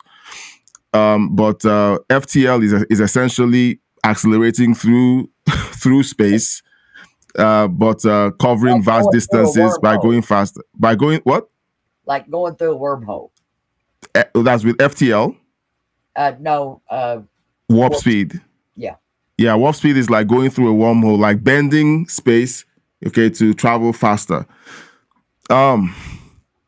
We're talking about things that we don't know if that technology exists right now.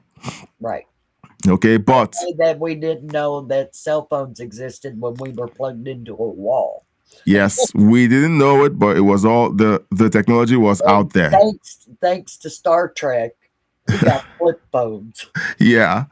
All right. So we're gonna keep listening to this because the chat is fun, and guys, I might sound like I know what I'm talking about, but look, I've picked up one or two things here and there. I went to college, and one of my classes in college was physics, which I hated. So I'm not I'm not very well read on the physics of it all. I'm just look. I just watch the same videos as you do. Patricia has more experience being she's been studying this stuff for many years. So we're just adding the collective intelligence or the collective learning that we all have. I read the chat. I piece together everything that I've heard. I talk with Patricia and you guys. We all get more and more informed whenever we do this. And you know what? It's fun.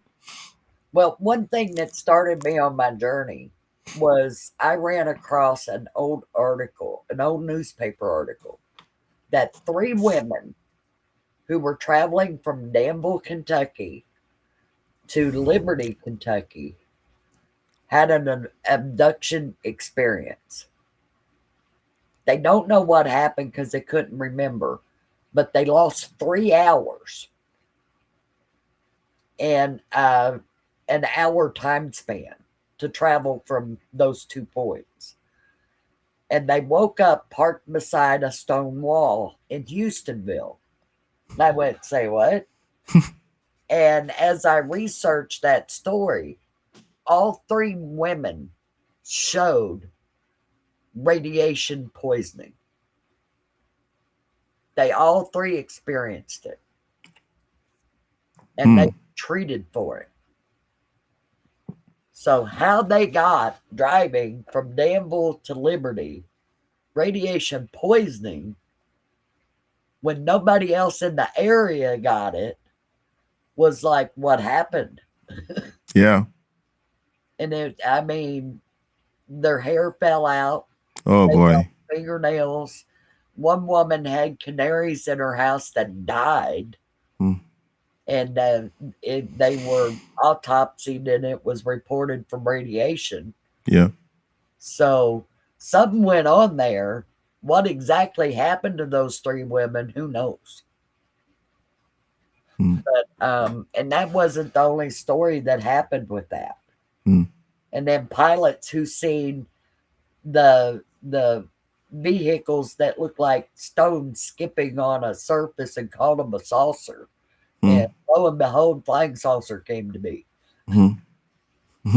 So, these things have been unexplained and no way to gather evidence to show that they're actually out there, except now we've got all kinds of cameras that people are turning toward the sky when they see something.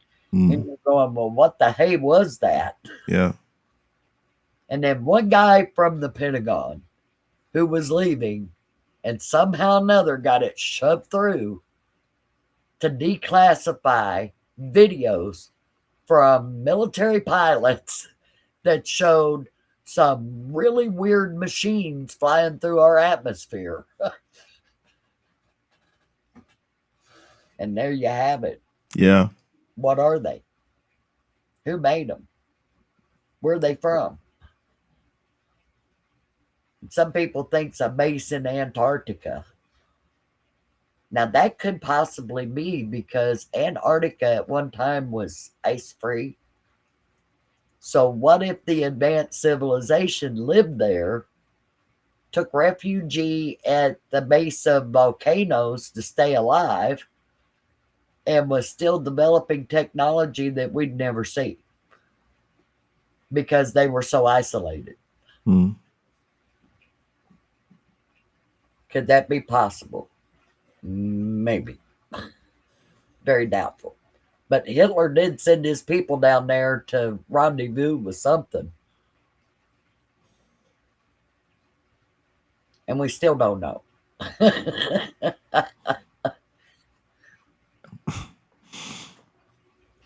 All right. So let's keep watching this, and then of course keep the chats coming. I'm going to read all of your messages. Okay, we're not going to leave anyone behind. Okay, if you left the chat, we're going to read everything. So just be patient. Okay.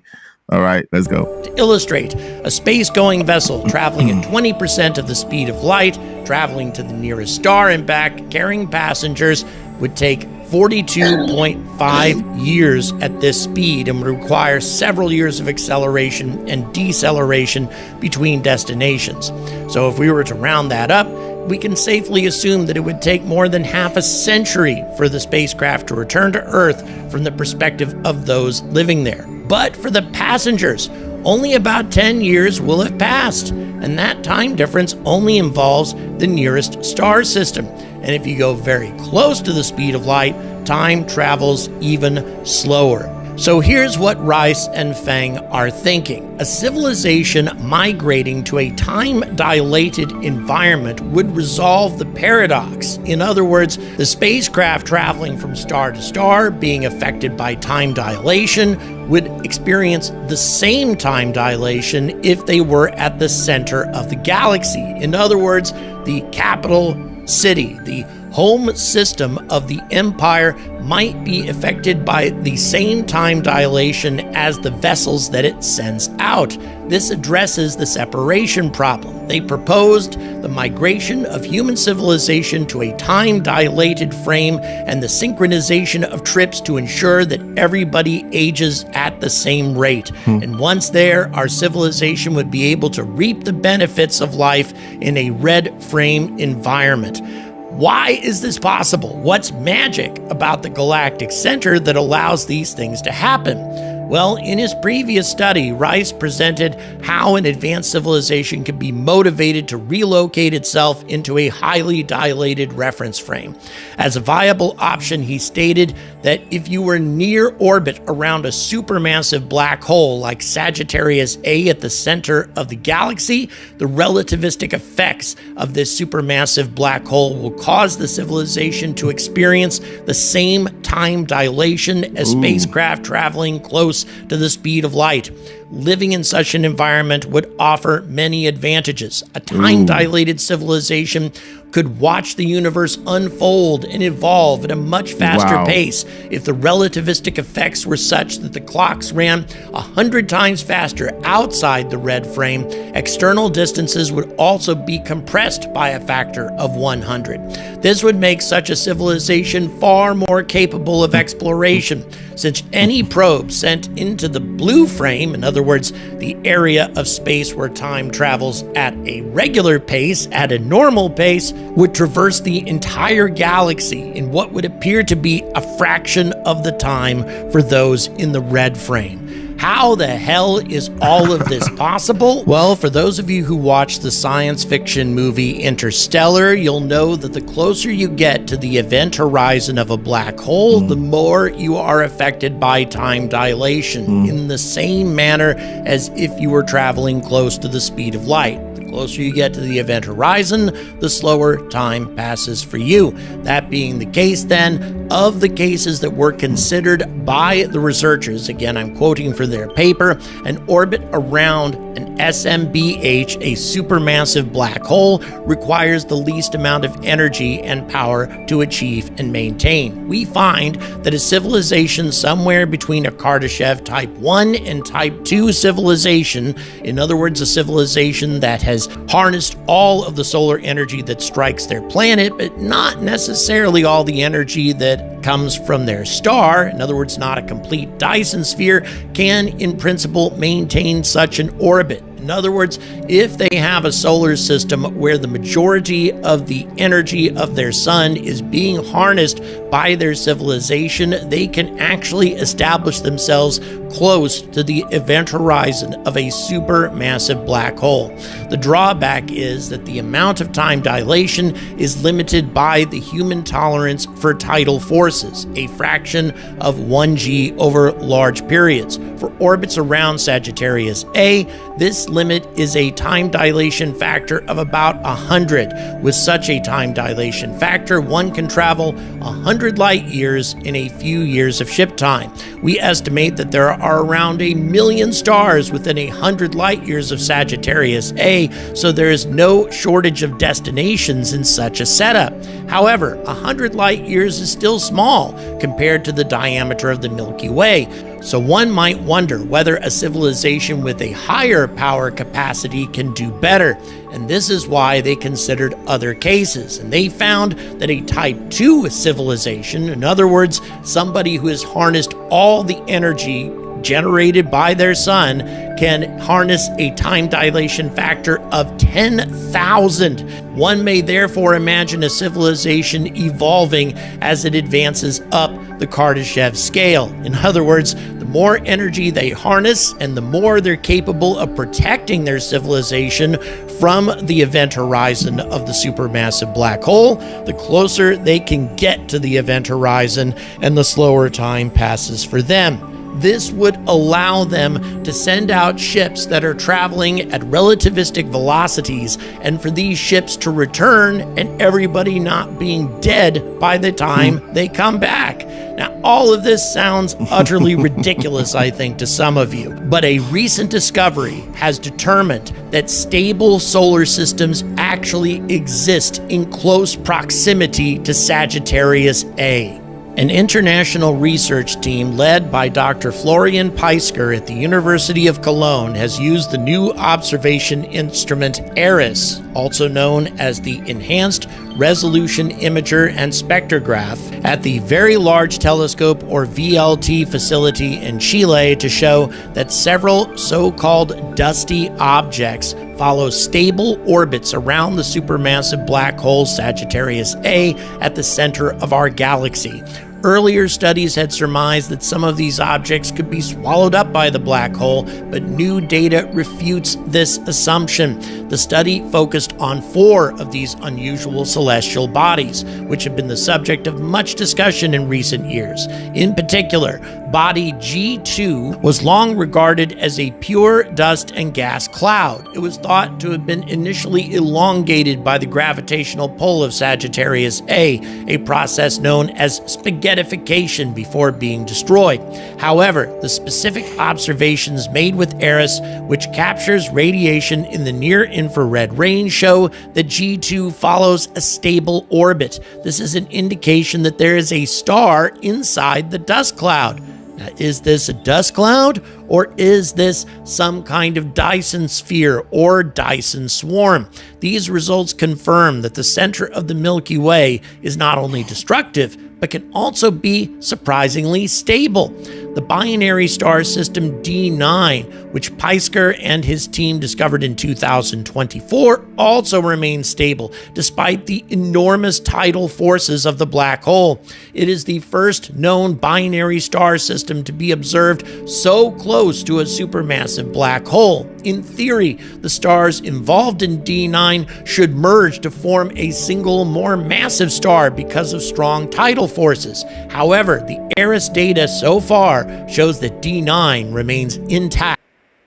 The same applies to objects X3 and X7, also orbit in stable orbits and are therefore less fragile than earlier models suggest. Quote, the fact that these objects move in such a stable manner so close to the black hole is fascinating, according to Peisker.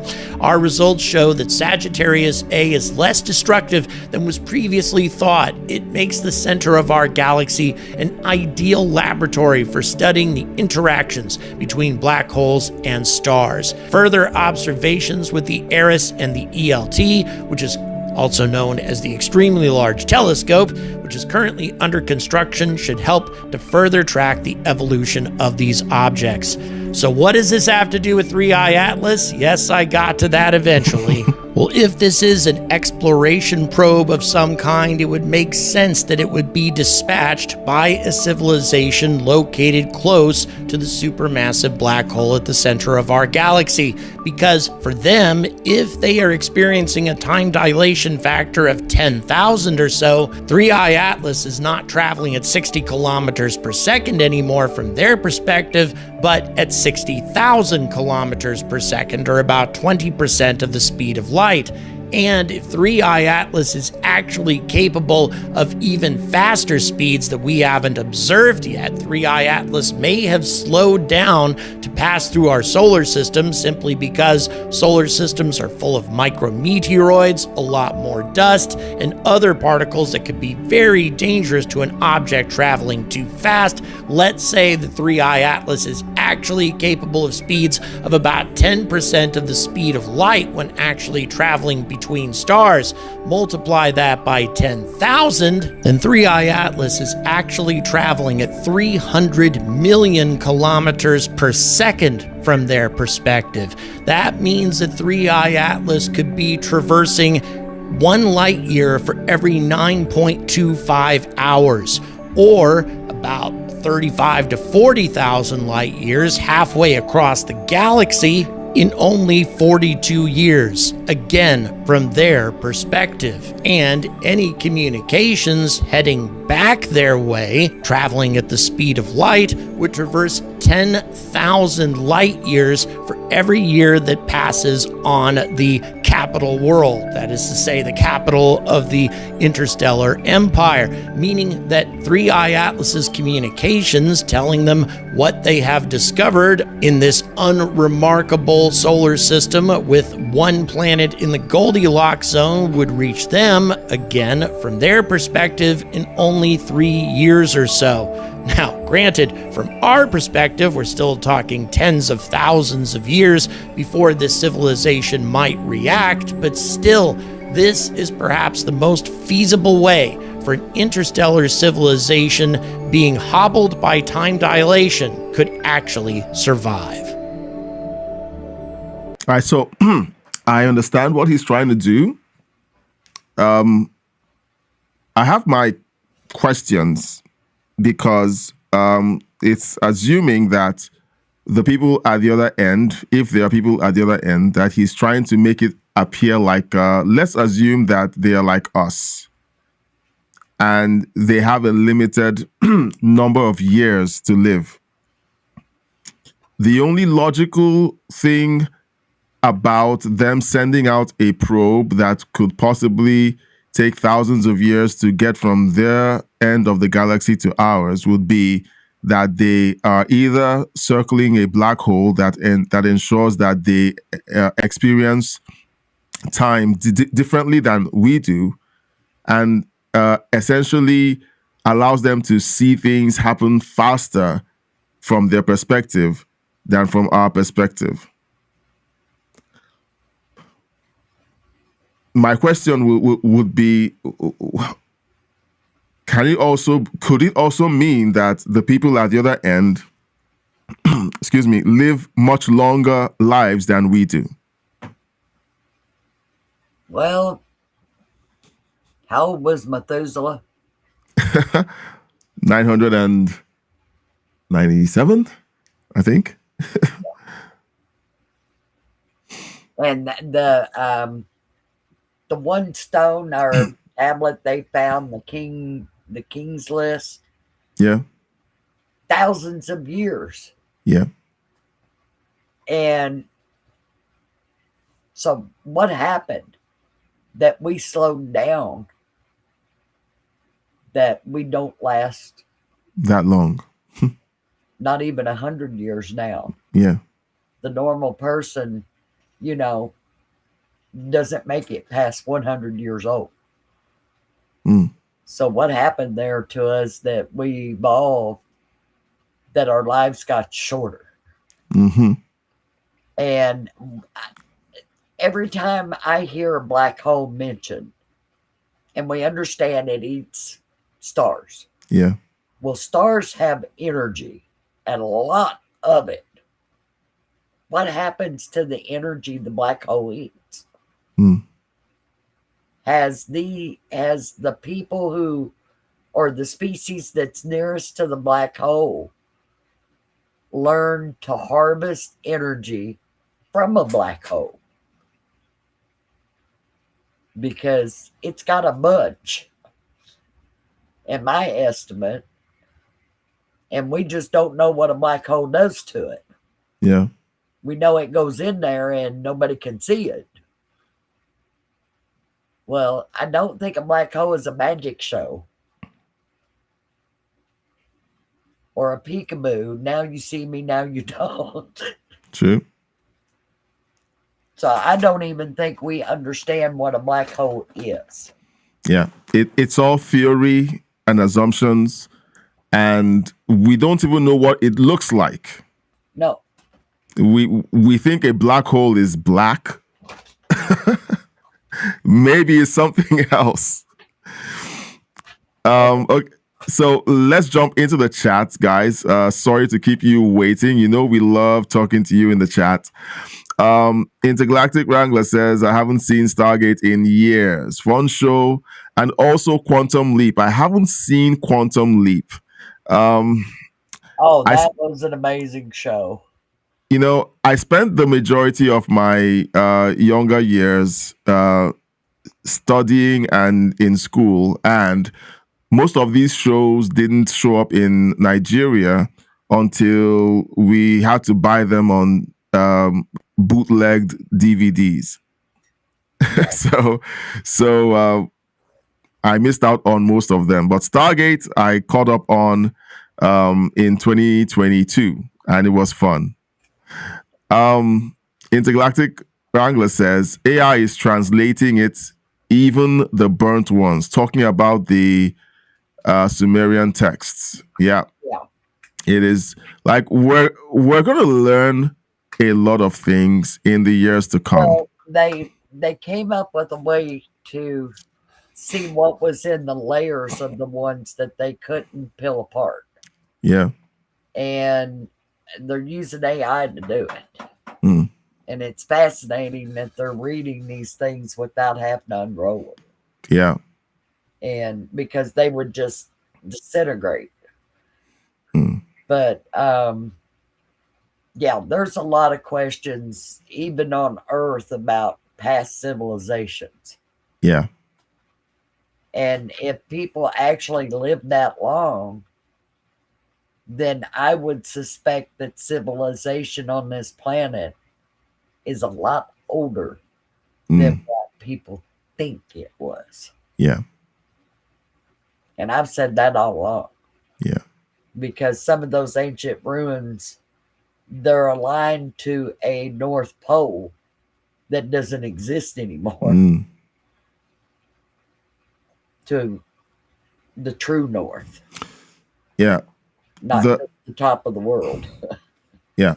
If we have time, I'll like to circle back to the issue of age and how we've actually stopped living as long as people were said to have lived in the book of Genesis. They lived hundreds and hundreds of years. And it's funny because none of them lived past 1,000 years. Yes. And then we find out in Revelations, a day unto man is like 1,000 years unto God. Yeah. He told Adam and Eve, if you eat of that tree, you will surely die. On that day. And they didn't live to reach 1,000 years. Yeah. So he was right. And I'm going, whoa. Let's see. Yeah, so Bert Penny says correct. I hope Bert is still in the chat because I'm enjoying his takes. Now, guys, before let's know your thoughts on the science of interstellar travel, what you've pieced together so far from what we've just seen, and the things that you've basically been learning about over the years. Let's know what your theory is on interstellar travel. Do you think that we're looking at this the right way, or is there a different way to look at this? Because in my opinion, sometimes when you try to compare apples to pineapples, and you think you're looking at the same thing because the word apple is in there, we tend to get it all wrong. All right. So Intergalactic Wrangler says, "I'm a TMI baby, 3 Mile Island, still waiting on my superpowers."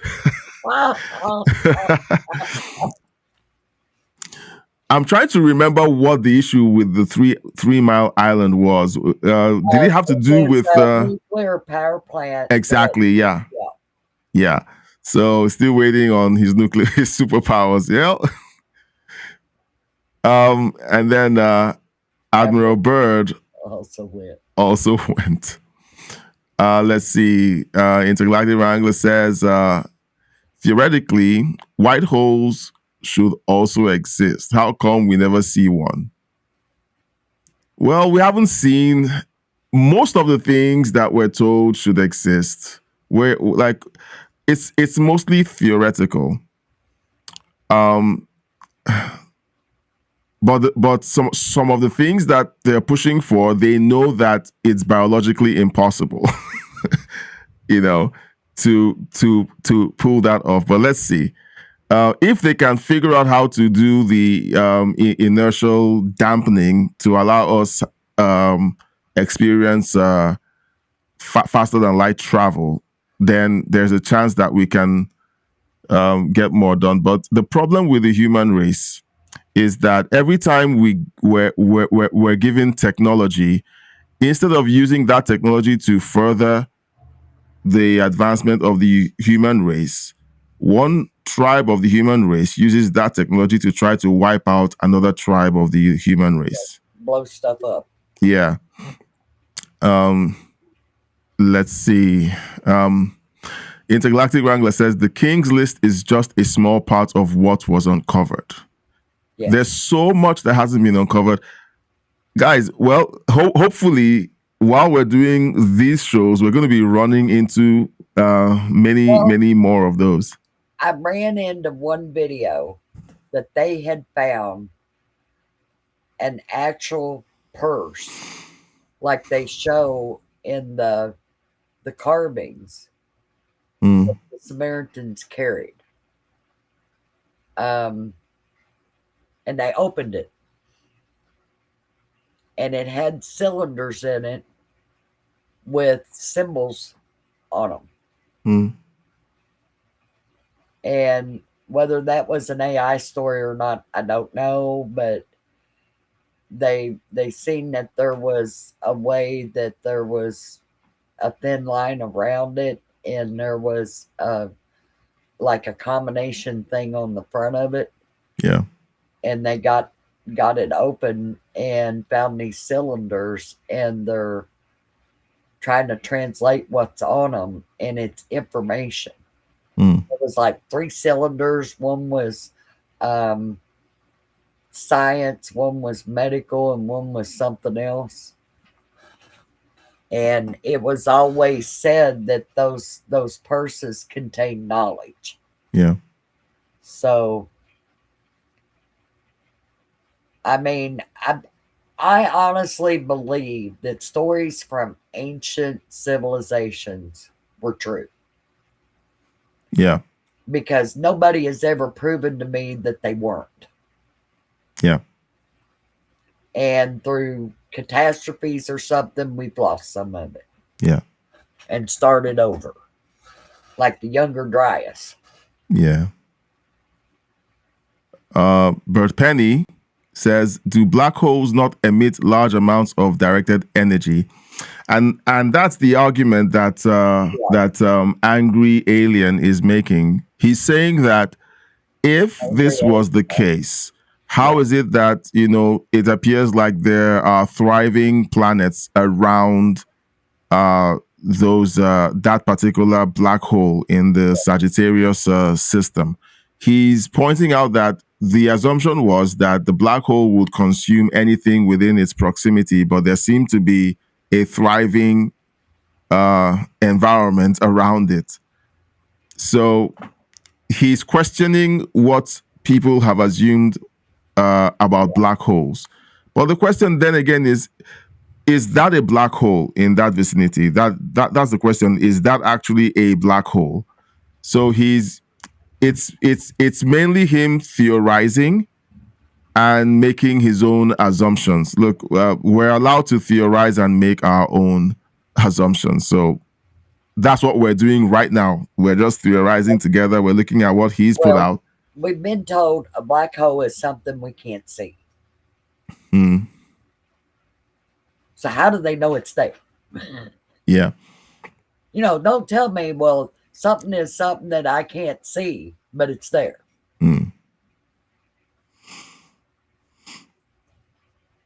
Now, and that calls into question, what, do we have to have alien eyeballs and a brain to see it? Or what? Right. So now in the chat, okay, why is it that we assume that stars die? We haven't seen one die, have we? Yeah, because the concept of the black holes emerged because someone basically assumes that the fuel in the sun or in a star eventually dies or runs out, and what will its death look like? Well, we know that gold comes from those exploding stars. So we've been told. And they just peppered that stuff out all over the universe. Henceforth, that's why they went to the moon, was to find more gold. And then there's the thing about Mars and mining at the asteroid belt. Yeah.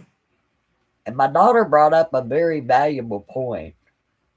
If you transport all the oil from one part of the world to another, does it make us lopsided?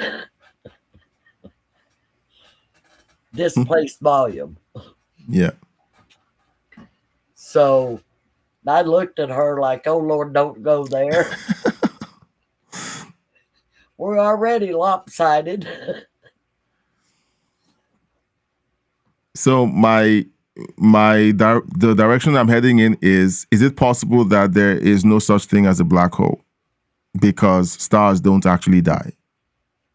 That's possible.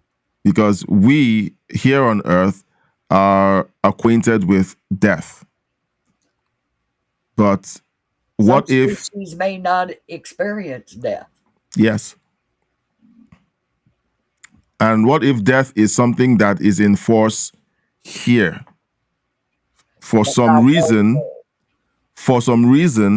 after the global flood, the lifespan of not just humans, but of animals was shortened. Yeah. What happened to make that a thing? So right now, all we can think about is death. But there might be a possibility that there was a time when death wasn't in the equation. Until they ate of the tree of knowledge and surely would die. Yeah. So what changed in the body of a human? Yeah. That created that. And all that junk DNA they keep talking about, is that part of it? Is it? Yeah. Did something break in our DNA that severed us from the ability to live long? Because they ate that stupid fruit. Yeah. I'm just asking because Bert Penny is asking a valid question. This guy is talking about a civilization living around a black hole. And black holes have been said to dissipate energy that isn't healthy for living organisms. But my question is, what if we're looking at this all wrong? What if black holes don't actually exist because our scientists have been so obsessed with death that they think everything out there dies. And you know what? We could sit here and say, well, everything dies, and then 6 billion years later, someone else comes up and says, everything dies, another 6 billion years, but nothing is dying. The only things dying are on this rock. Yeah. Because our sun doesn't like us. I've been told that. It causes us to get cancer and cataracts. So evidently we is it possible, and I'm going to just put this out there, okay? This is me making a supposition, okay? Is it possible that after the global flood, that it essentially destroyed a protective canopy that surrounded the earth that kept certain harmful radiation from the sun from reaching us, and then that radiation essentially destroyed an aspect of our genetics that causes us to live long? I'm just putting it out there. Well, that is curious because I remember an uncle of mine that studied the Bible said that before the flood, it never rained. Yes. The earth was encased in a mist. Yes. And then we go back to the discovery that radiation doesn't penetrate water. So, so guys, just let's know what you think. Like we're just putting it out there because we're looking at assumptions that these beings or whoever sent the 3i Atlas comet probe, whatever you want to call it, has the ability to see space-time or experience space-time from a different perspective. They see the world move by faster than the rest of us, but they live longer because of that. We, on the other hand, are asking the question, what if they don't experience life the way we do? What if they live longer, much longer than we do? What if they don't even die? They don't know, they don't have a concept of death. And then Bert Penny asked a very vital question. You guys say that there's a black hole and black holes emit these radiations. How could they survive? Valid question. And then I counter with, or I basically supplement his question with, what if there are no black holes? And black holes are only the construct of people who are acquainted with death and dying. It's just a question. We are all looking at the same picture and we're trying to figure it out. Let's see.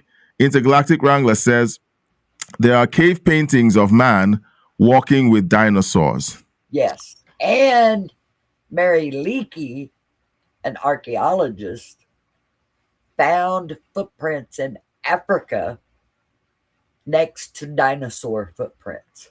Yeah. In the same layer of mud. Yeah. All right. So keep talking. I'm going to have to run to the washroom. I am bursting. I've been drinking lots of water and I'm going to have to bear the consequences of drinking lots of water. So I'll be right back. Just keep talking. But the concept of the water blocking radiation and it not raining till the flood, what if, clouds are made from a concentration of moisture gathering in them. That's what makes a cloud. What if the clouds were dispersed and the moisture was distributed in the air all the way around the planet? What would that do to blocking radiation, changing climate totally to where it was an even temperature all over the world? And that would improve lifespan because we wouldn't be aging from the sun. Something to think about anyway. It would be very interesting to see that thesis drawn out, that theory developed, that we've been looking at our own atmosphere in the wrong way. That it's not just the the poles and the magnetism, but the disbursement of water in the atmosphere. Be interesting. I would like it that we didn't get cataracts anymore. I will too. That I'm just back. blew my mind when my optometrist explained to me how cataracts form on your eyes. And I was never a person that wore sunglasses a lot. So yeah, I'm at the first stages of developing cataracts, and I went to protective glasses. Yeah. I learned that while I was in optometry in school of optometry, and I immediately every semester I would open up the semester with a new pair of sunglasses for the rest of my time in college. Okay, let's see. Yes, man did walk with dinosaurs, and we can explore that because it is possible that man walked. And do you know what? The same thing, the same radiation that shortened our lifespan wiped out the dinosaurs. Oh, Area 51 is very responsible for that technology you're not allowed to witness. Mm, Yes, they keep it yeah, under wraps. yeah. So, intergalactic wrangler, yes, there's technology we're not allowed to witness. We had the cell phones for a long time before they released it into the marketplace for us to buy. Microwave ovens Yes. developed by the military. And then they decided, well, we can't use it as a weapon, so we'll just cook food with it. Yeah. Intergalactic Wrangler says the cylinders are very popular. They have many of them. We were seals. They were seals of the house and used for tallies. Okay. Intergalactic Wrangler continues. We have seen stars die and go supernova. All right. So my comment about stars not dying. They explode. Okay. I would love to kind of look at this, you know, from the evidence that already exists. Because, all right, guys, just let me know. I'm glad that Intergalactic Wrangler put that out there, because I'm like asking, I'm putting out thoughts and trying to figure out which part of this picture we're not looking at the right way. I'm just trying to figure out which part of this picture. We are missing something very important. Yeah. Intergalactic Wrangler says displaced volume. I thought about that, and that's why China is sick. Possibly. Okay. Okay, that's that. Brett Penny says the existence of black holes is determined by observing the behavior of surrounding objects. The same process is used to determine the existence of very distant Okay, yeah, because I haven't observed the stars, and I know that there are things that they observe where the distortion in a picture kind of tells the observers whether the star there's a gravitational pull that is affecting what we're seeing and so on. So look, I don't know anything about that, and I'm just asking questions and asking, are we looking at this the wrong way? So I like that. It's cool. Patricia, you want to weigh in on that? Well, they found out the reason why stars look like they're blinking is because planets are passing in front of them. Yeah. Between us and the star. And that's how they discovered there was things circling around them. So the more that we study these things, the more they're finding out that there are a lot of things that we never realized about the universe. Much like the bottom of the ocean. A lot down there we don't know. Oh, there's a lot in there. Bert Penny says stars have been observed being swallowed by black holes. Okay. Other stars have been observed to being merged together with another star. We also have novas and supernovas, which occur when a star dies. Yeah, I know about that. But, you know, I would love for us to figure out interstellar travel or faster than light travel or warp travel to be able to witness these things, because or stargates, but stargates would involve us dropping off stargates across the galaxy, which is a good idea for people who would live thousands of years in order to enjoy the benefits of that technology. Let's see. So figure out something to get us there. Well, I would love to observe. I would love for us to be able to observe this because, okay, so take what we're looking at now with 3i Atlas, okay? NASA is telling us to trust them that this isn't what we think it is, but they're not releasing anything. Yeah, they're not showing us anything. And then the same thing happens when it comes to all of these other phenomena like stars going supernova and so on. Okay, fine. They're going supernova. You're telling us that happens, but can we trust you when you can't even show us something in our backyard? Well, they're watching Beetlejuice right now in area.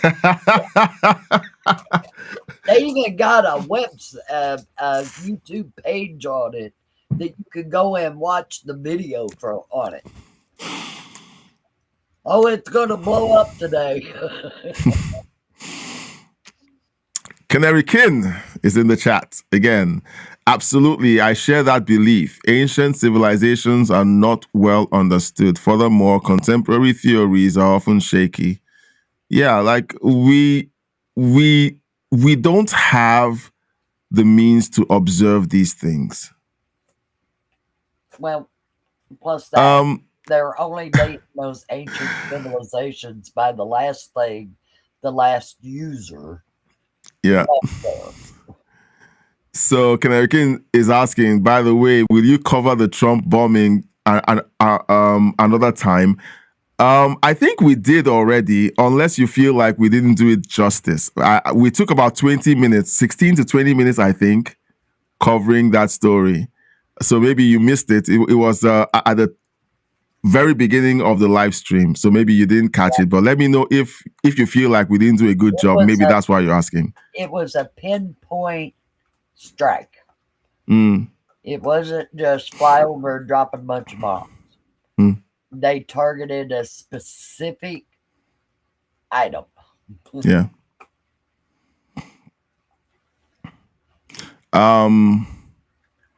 Intergalactic Wrangler says, what would a beam of light look like next to someone traveling at the speed of light? It would be weird. I think so. It would be weird. Maybe there's like there are things that our own visual spectrum can't perceive, that when we break it apart and we look at it, it's like, I don't think our brains will be able to compute what we're looking at. Yeah. You know? Like we can't see the spectrum of color from light. Yeah. We only see certain parts of it. Yeah. And why that is, I don't know, because I love color. Oh, like what would it look like? I was watching this series Foundation, is from the book by Isaac Asimov. I usually like to read the books instead of watching the TV shows.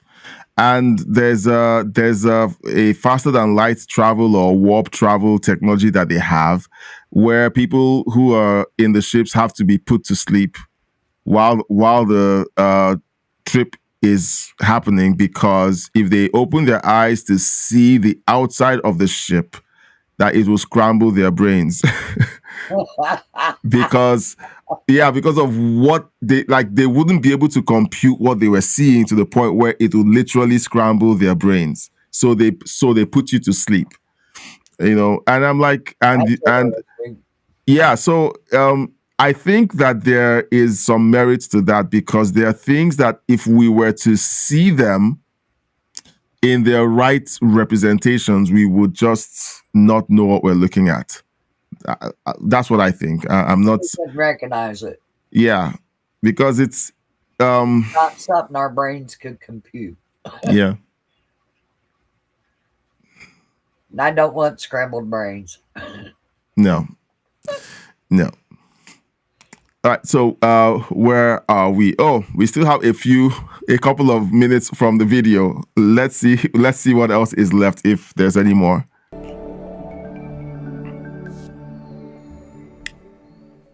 Now, granted, all of this is pure speculation. I find all of it to be an interesting thought exercise. It's certainly possible that 3i Atlas is a natural object, and all of this is a coincidence, but still, one coincidence after another seems to be associated with this bizarre object. A coincidence in terms of its point of origin. And then, of course, the fact that it's heading straight towards Jupiter's Hill radius, such a useful location if it wanted to send probes to explore the moons of Jupiter or to do something else there. And also the fact that it approached our solar system from a direction associated with the plane of the ecliptic, allowing it to pass so close to not one but three planets, and also passing behind the sun at the moment that it changed direction. At the moment of perihelion, it was hidden from our view in the solar glare. Lots and lots of fascinating coincidences about this object, together with this bizarre anti-tail, the strange amount of nickel in the anti-tail and in its coma. I mean, the list goes on and on and on. And until we really get some resolution on all of these anomalies, until we can convincingly say that all of these things have natural explanations, we should continue to explore hypotheses like the one that I presented in this video. And thank you very much for watching it. Please don't forget to like and subscribe, folks. It is super important to the success of my channel that my subscriber base continues to grow. Many channels will hit a certain tipping point, a certain threshold of growth, and then they stop and start to shrink and such. Certainly don't want that to happen to me. So if you haven't subscribed, please do. And also please consider supporting this channel on Patreon. All the details are in the description. And until next time, stay angry. All right, so I shared the link to his channel. So if you feel like going over and supporting him and subscribing, It's please. very important to think about the coincidences. Yes. Or as I call them, coinky-dinks. Yeah. It's at a certain point, that doesn't buy water anymore. Yeah. If people continue to say that this is a coincidence, no, it's nothing special, it's a coincidence, and you have 3 coincidences in a row. Yep. Then we have to stop talking about coincidences. So coinky-dinks need to go away. Yeah, these are valid observations, and we're yet to hear any serious answers. Intergalactic to me has always been a weak excuse. Yeah. To explain something.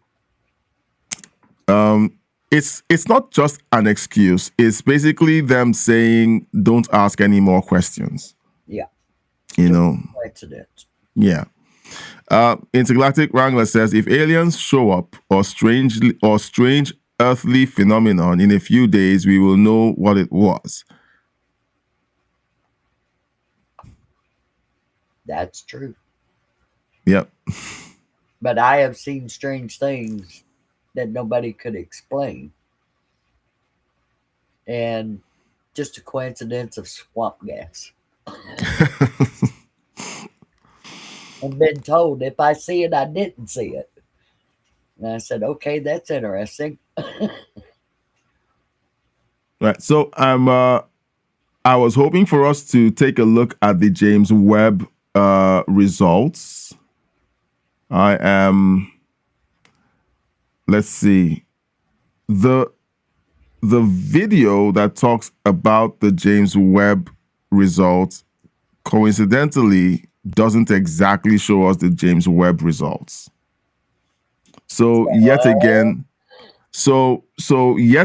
like I'm wondering, like what's happening? We're not being told everything we should know about it. Looking to the edge of the universe and producing information about what it's seeing. Yeah. And we know they turned it on, Three Eye Atlas, and then killed all the feed about the information from it. Yeah. All right, guys. So what do you think is going on? All right. And do you think there's something fishy here? Or are we just overthinking things? Well, when you look at what governments control, and even what religions control, what do they control? What people do. Yeah. And to lose that control would do what? Chaos. So they say. But what if something else showed us that control from those two things was not necessary and that it was actually holding us back? Mm. So if those two things were gone, how far would man go? Yeah. That you would no longer need to control what people do. That's a thought. That's a thought. You wouldn't be hemmed in anymore by people telling you, oh, that's a coincidence. Or that's not possible. That an ancient ruin in Peru or Bolivia called Puma Punka could not possibly be 25,000 years old. But yet they don't know how old it is or who built it. Yeah. And then we got Göbekli Tepe that they have proven from the last thing that a person left in it that it was 15,000 years old. All right, so Intergalactic Wrangler just recommended a channel. I am going straight there because we've been watching Ray. That's been releasing images of Three Eye Atlas. Yeah, we watched him last week. Yeah, the last ones I seen that he released showed that Three Eye Atlas is smooth. I think that was something we had discussed, and the way that 4 jets are coming off of it at specific spaced out areas. Yeah. He's showing very detailed photos, and there's one he released yesterday. He's been releasing them consistently. I don't know. There's just so okay. I'm gonna share Ray's link in the chat as well, because to be honest, look, guys, there's only so much we can watch during a live stream, and I want you to have this. Release the thing about what the sun's doing right now. Yeah, he put that out yesterday. Well, okay, so you guys put it in the chat. Do you want us to take a look at Ray's most recent video? He says we're watching the solar system react, and that 3 Eye Atlas is not just a comet. Is this something you want us to take a look at? Okay, because when the suits in NASA are telling us there's nothing to see here, meanwhile there's a lot to see. Okay, we then have to turn to independent. Point in the wrong direction. Yeah. I think Yeah. maybe course correction so it wouldn't crash into Mars. Yeah. And So just let's see. crazy stuff. Just Yeah. going to the sweet spot from Jupiter. All right, so I'm going to try to download this, but I'm waiting on you guys to say, yeah, let's take a look at what he's talking about. If you don't say anything about it, we're just going to do a review of the show and wrap up because we're almost at the 3-hour mark. We had someone in the comments section saying to us, I'm not going to watch your 3-hour video. Well, it's just us guys hanging out and having a conversation around things that we think that the government doesn't want us to know, or the mainstream media doesn't want us to pay attention to, or the lies that they're hoping that we miss. So this falls right into our neck of the woods. Yep. Whenever you see the government pointing, okay, so Canary King is catching up and saying, okay, he thinks he missed the report on the Nigerian airstrike while he was driving back to the city. Yeah, he has a premiere coming soon on the 27th. It's meant to premiere tomorrow. Actually, it's premiering in 10 minutes. Oh, wow. It's premiering in 10 minutes, but let's let Where it... is Ray located at? He's got to be in the southern hemisphere to see Three Eye Atlas. Yeah, it's possible that he's somewhere in South America, possibly. Or South Africa. Maybe, yeah, or South Africa. One of the two, you know. So let's allow the premiere run. Whenever we react to videos, especially of private creators, we try to avoid what's the word? Cannibalizing their content. Right. Okay, so whenever I play videos, I try to let you know where I got the video from. I send you the links, ask you to also support them. So I don't want to cannibalize his premiere. If it goes live, it's good that people go and watch it on his channel. So I was hoping that it was maybe further along. Amazing person to watch. Yes, he explains what he's done with his telescopes, and I've seen like 3 or 4 different telescopes he uses, and it's amazing. Yeah. So I've shared his link. Oh, and guys, if you're watching and joining my channel for the first time, please consider subscribing, liking, and sharing the video. Okay. While I'm busy promoting someone else's content, I better remember to promote mine. So remember, turn on that little ding ding. Yeah, hit the bell icon so that whenever we go live, you get a notification. Whenever I publish new videos, you get a notification and you know that we're on.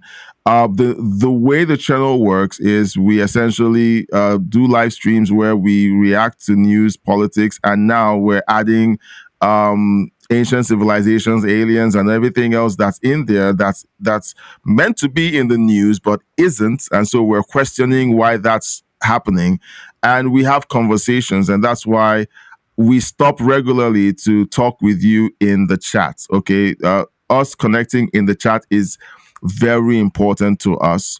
So we're not like most shows or live streams where the chat is the afterthought. We want to put the chat front and center and talk with you while the show is going on.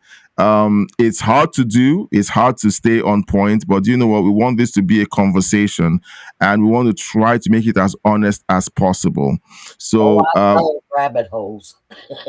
There will be a lot of rabbit holes. I try to be professional. My kids barge into my recording space, and I have to deal with that. We run into questions that are unplanned, and sometimes we run into conclusions that don't make sense. And we have to sometimes self-correct live on the show. This is an honest show, and we're not trying to sell you anything, but just have a decent conversation and discover the truth for ourselves. Do your own research, figure things out, question everything, and hopefully we'll come to a common sense conclusion on what we're talking about. Well, I have seen a lot of theories about Three Eye Atlas, including that it's aliens going to quarantine us because we're running amok in the universe because we can't get along with each other. They have that theory does have a point. It is very believable because when you look at what the human race has been doing for the last 100 years, it's not very encouraging. We fight with each other too much. Yeah, and like I said, I said this earlier. The problem is whenever you have an advancement in technology, the next thing you find is one tribe trying to use that advancement to destroy another tribe. Yeah, they've even tried weather control. Yeah. Seeding. And seeding. I think they experimented with it on the Helene. Yeah. That whole hurricane just did not make sense. Yeah, we discovered a new energy source, and what did we decide to do with it? Make the atom bomb. Yep. You know, people talk about sustainable energy, and I'm like, nuclear is the answer. But the problem with nuclear is not the technology, is the crazy lunatics out there who will find a way to get their hands on the technology in order to blow other people up. Because if you put in nuclear power systems in cars, that's the solution right there. Yeah, we could be the Jetsons in no time flat. Yeah, but the problem is you have people who will buy these cars, ship them over to wherever in the Middle East, take them apart just to get at the nuclear core in order to make a bomb. And they're stupid enough to use it. Yeah, they are. They are. So we already have the solution to our energy needs. It's nuclear. But because there are insane lunatics out there whose passion is to the nuclear bombs actually made people fear nuclear energy. Yeah. And containing that, I mean, why don't we put nuclear power plants on the moon and transfer the energy to the world? They could easily do that through our magnetic shield. But I still think we need to disperse the clouds and go back to a mist around the world. Protect us from radiation. Yeah. Let's see. So again, while I was trying to remind you to subscribe, like, and share, I forgot to ask you to consider supporting us financially by sending us a donation by Super Chat, Super Thank, or by joining our membership.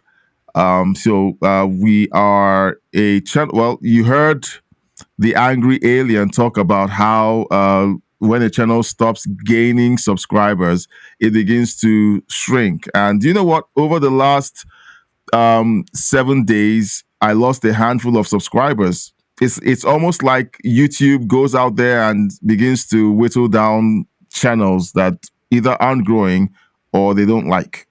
That happened on Facebook. Yeah. Yeah. So I lost over about 10 new subscribers, I think, in the last 7 days. And I'm like, I'm pushing to 11,000 subs, and then suddenly I lose about 10 subscribers. Yeah. I was 7 subscribers away from getting to 11,000 subs, and then I lose about 10 subscribers. So look, I've said it repeatedly. I will not be frustrated, and I will not be discouraged by whatever it is YouTube is doing. It's too big for them to fix it. Yeah, and that's why I need you guys to support the channel let's start with the views. Let's start with the comments. Let's start with you hitting the bell icon and inviting people to watch the channel. The financial support, is something that would help because we do have bills to pay. And it's also an added boost to our morale. To tell you the truth, like, was it on the 24th? We had, I think it was Heimler. He gave $10. And you know what? It felt like he gave me $1,000 because it was such a huge boost to show that that your support, that this channel and what we're doing means so much to you that you're willing to back it up with a financial gift.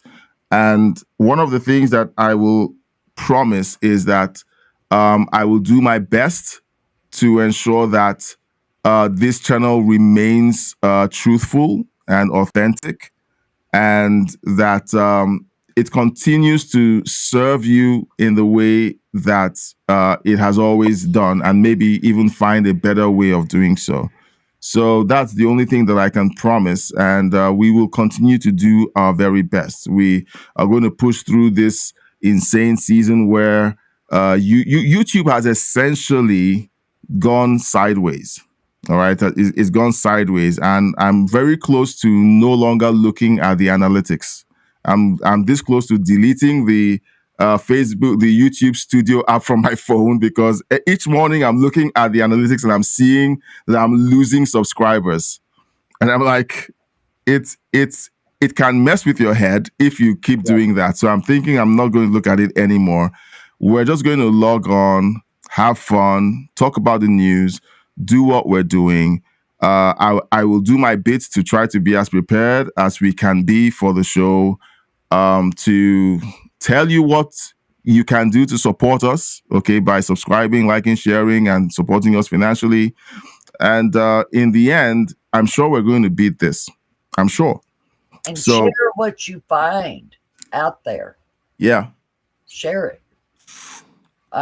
Because there's so much that, one person can't see it all. Yeah.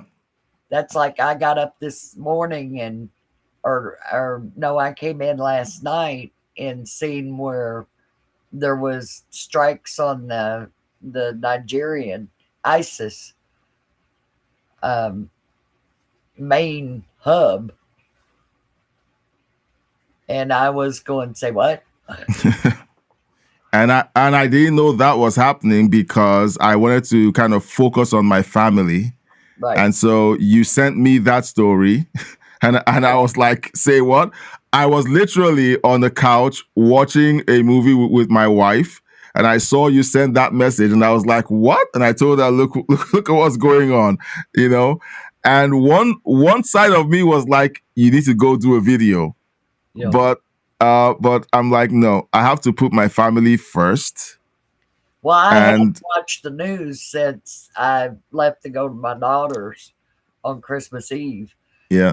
And got back home last night and turned on my laptop and was just, say what? Yeah. So we've had. Yeah, so we've had a lot of responses on 3i Atlas, but I don't think we've had any responses or reactions to the involvement of the U.S. in Nigeria. So if you feel like giving us your thoughts on that story, or you want to give us your thoughts on the Somali daycare fraud story that we followed up with, we would like to know your thoughts there before we wrap this up. We're at the 3-hour mark, and we just want to, we want you to let us know what you think. We did give our commentary on that story, and we're like, well, that's our opinion. But we want to know what you think about that incident. Is this, let's know what you think. Let's know what your opinion is. Trump has definitely kept his word by saying if they continue to kill Christians in Nigeria, that there will be hell to pay. and he went straight for the heart of the Islamic State in northwest Nigeria. He didn't mince any words about it. No, he didn't. So we will give you guys a few moments to kind of let's know your thoughts, and then we'll just have a brief conversation around that, and then we will call it. Yeah, it's like illegal aliens. If you show Americans where a terrorist is living, they ain't gonna live long. Yeah. And if you show us where an illegal alien is, they ain't gonna be here long. Yeah. They're going home. Yeah. So let's see. All right. All right, guys. We are at the end. We are at the end of today's live stream. Did you enjoy it? Was it fun? Is this as much fun as you thought it would be? Let's know your thoughts in the chat. We just want to get a little feedback from you. I enjoyed it. I enjoy talking with you guys. I enjoy hanging out with Patricia and seeing you guys give us your own thoughts on these stories and accounts and letting us know your perspective is a beautiful thing to watch. Okay, especially if you have a very educated brain. Yeah, that goes above and beyond what I know.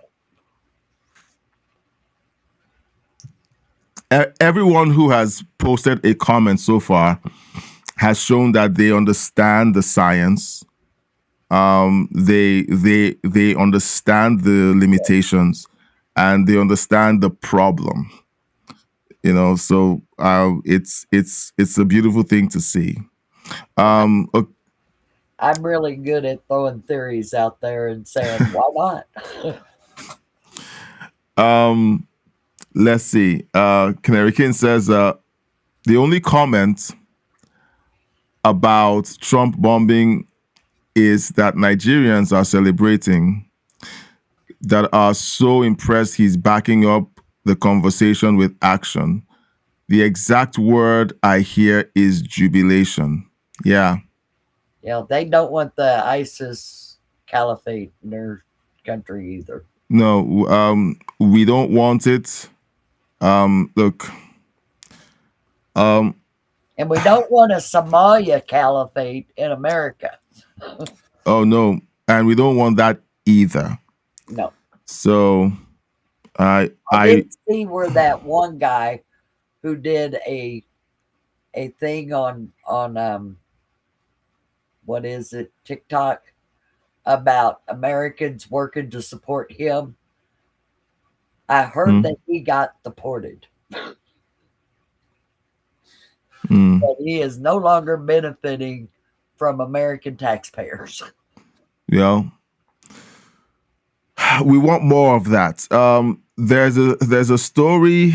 Look, there's so many stories that I've been bookmarking on my X account, and there's so much to go over. The world has gone insane, you know, but I'm glad that we're finding each other. I'm glad that we're connecting. If this is your first time of hanging out here, I hope you're not disappointed when you come back and we're talking about the regular news. Okay. If don't be disappointed. This is a treat. And hopefully, if this segment does great, then we will begin to do more of it. But we just need to stabilize the channel. To be honest, I am reluctant to run experiments on the channel, but I want to give you, the audience, what you want. And so the experiment of adding these kinds of stories to the channel, okay, runs the risk of totally nuking the channel's algorithm and me not being able to get the channel growing as fast as it should. That's a risk. But if I talk with my audience and they tell me, here's what we want, and I take the time to literally give my audience what they want, I mean, then that's what I'm here for. So I would really want you guys to support, help us out, with the likes, subscriptions, invite people to come into watch the channel and support us financially as you're able. All right. The financial donation doesn't make you better than other viewers. It's just you showing how much you love the content and how much you want us to win.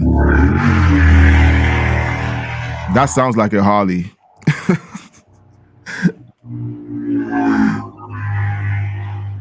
I think there's a race going on down in the road in front of my house. That was loud. Did you hear that? I heard that. I heard that. Canary King says the state of Vermont is one of the greenest states, and they are over 40% wood burning in a sustainable way. Yes. Yeah, so all the tree huggers and everyone who says that if we burn coal that we're destroying. Sanders is from Vermont. That's Yeah. where all the hippies went. Yeah. Yeah, all the hippies moved to Vermont and started burning trees. Yeah, and then one more thing before we go, okay? Please, like Patricia says, tell us what's going on. If you catch something that you like us to cover, please send it over to us. We will take it seriously. We will definitely take the time to watch the stories and do a reaction to everything that you send us, okay? We enjoy connecting with you. We enjoy working with you. And we would love to have more connection with you. Okay, Canary King puts in the chat, the sun rays produces more energy in 2 hours than the whole world uses in a year. And that is true. And that's where we're talking about the class 2 civilizations that are able to harness all of the energy that the sun pushes onto the planet. We haven't been able to do that yet. And doesn't lightning produce more heat than the sun? It does. So why aren't we looking at that and storing the energy from lightning? We're still, look, if there's only one simple answer to this whole situation, okay, and that is people just have to be decent and not want to use everything that generates energy as a weapon. Yeah. Because I guarantee you, lightning would be turn to lightning, it will be weaponized. Yeah. Turn to solar, it will be weaponized. We discovered splitting the atom, and the very next thing the Germans wanted to do was to build a bomb. Yep. Okay, so people want to blame the United States for wanting to for the atom bomb.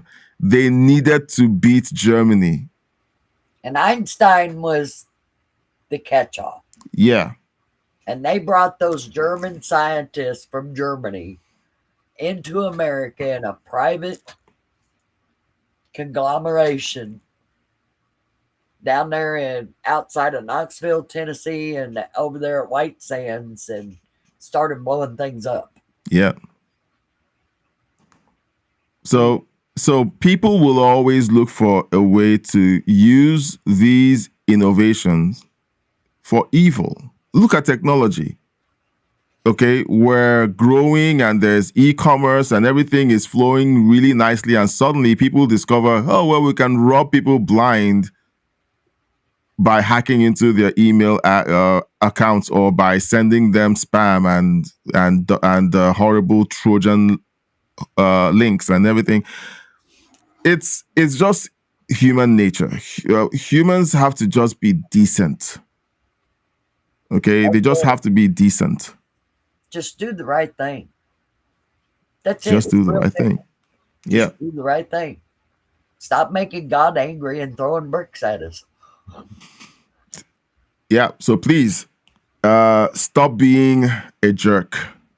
and do the right thing. Yeah, That's really one preacher had said, don't make God throw a brick and hit you upside the head. yeah. So let's tell that to all the people out there who just want to blow up anyone who doesn't agree with them. Okay, let's everyone, just be nice. Okay, just be nice. Okay.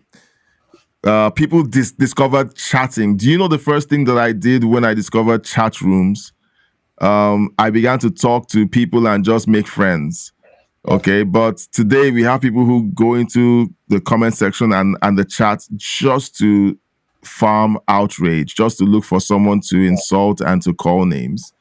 Like, people should just be nice. I had a blast when America Online was in existence, full force, in chat rooms. Me and my daughter had a blast because freehand typing, where we're not going from a script, she and I both can exceed 60 words a minute typing. And we used to give paragraphs where people were doing one sentence. And then they would say, "How are you doing that?" We type fast. Oh. Learn to type words instead of letters. Yeah. And I still type that way today. I don't stop to think where the letters on the keyboard are. It's a combination of them to make a complete word with finger movements. And it's crazy to do that. But if you ever get a typing program that has a speed test, yeah, you can learn to do that because it just automatically becomes part of your thought. And yes, I do know when I type a word misspelled. I usually catch it right after I type it. Immediately. Typo. Yeah. All right, guys. Had fun with that at that time. And I do miss America Online chat rooms. Oh. Well, I enjoy the Yahoo chat rooms, and those were the next ones, and now we're on YouTube. Now we're on YouTube, and we see what it's like. Anyway, well, it's past 3 hours, and we're just having too much fun. So it's either we jump onto news stories, but it's already past midnight here, and it's past 11 p.m. at your end, Eastern. So we would like to just say thank you for joining us for this edition of the live stream. I was doing some counting, and I found out that we are at episode number 126, I think it is. 126 of our live stream. So I have successfully live streamed 126 episodes. Congratulations. Well, thank you. So we're just going to keep going. We're not going to stop. And you guys are part of the journey. And I want to appreciate you, Patricia. Thank you so much. You're such a blessing. Canary King, you're the reason why these live streams, you're responsible for 126 live streams. So that's Canary King. Intergalactic Wrangler, amazing. We're going to jump on that topic that you recommended. It is coming up, and we're going to figure it out. If we don't bring up the topic, it's because we sincerely don't feel smart enough to talk about it, but we're going to do our best. Yeah, okay. He's going to have to interject on that one because what little bit I read of it, I was floored. Yeah. I was like, whoa, he's on to something. Yeah. Bert Penny, thank you. I don't know if this was your first time chatting with us, but thank you. We had fun with you in the chat. You're from Edmonton, so I assume you're Canadian. Mark Heimler, thank you for being a part of the live stream. This runs late on Fridays because we just basically kick out both ends of the coffin. We're like, no restrictions, just, let's just have some fun and have a conversation. The evening live streams tend to go this way. Okay, but and you know what? This is unhealthy for the algorithm because and I'm just telling you guys this so you know that if we decide to go long, it's intentional because we love hanging out with those of you who are on the live stream. It's not because we aren't organized, not because we don't have a plan. Patricia and I could easily do a 1 hour live stream. We could easily compress everything into 1 hour, be done with it, and turn off the live stream. But the live stream essentially is really all about you, what you think, what you understand from the stories and our conversations. If we did the 1 hour thing, it would be nice. Maybe the algorithm would like us again. Maybe people would like to watch a shorter live stream. Maybe we cut it down to 30 minutes and then try to get really outrageous takes out there and then hope that the algorithm likes us again. But I think we're hurting the algorithm's AI brain. oh yes, we are. The first video, and I'm gonna just open up my channel here, and I just want to show you guys something now. I'm going out on a tangent now. So there goes my my closing. Let's see. So so I have a bunch of videos a bunch of popular videos, and Canary King knows this story. I have a bunch of popular videos, and all of the popular videos are less than, let's see, they're all less than 7 minutes. Okay, my top performing video is this one. It's 1.7 million views. Okay, 6 minutes and 11 seconds. The second top performing video is 901,000 views, 5 minutes and 54 seconds. Third best is 113,000 views at 5.49 seconds. The algorithm or the numbers tell me to give you short videos. And I'm thinking to myself, I'm not sure that will be something healthy long term, because a lot of the stories that we're covering have nuance. There's nuance to some of them, and there's a lot of information packed into it. And a lot of information. So if I were to try to do a 5 minutes take on some of these stories without the context that Patricia brings and some research that we tend to run into, it'll just be fluff, and it wouldn't make sense. And you know what? Would be having the same challenges with misinformation, where we're only giving you a bit of the information, but not everything. And so the live streams tend to do that for us. And you know what? Let's see where this goes. Okay, I'm going to keep doing this, and I'm going to keep doing shorter videos. I'm going to find time to make shorter videos, but we're going to keep doing this, and I'm going to keep wanting to connect with you. That's the heart of this channel. Okay.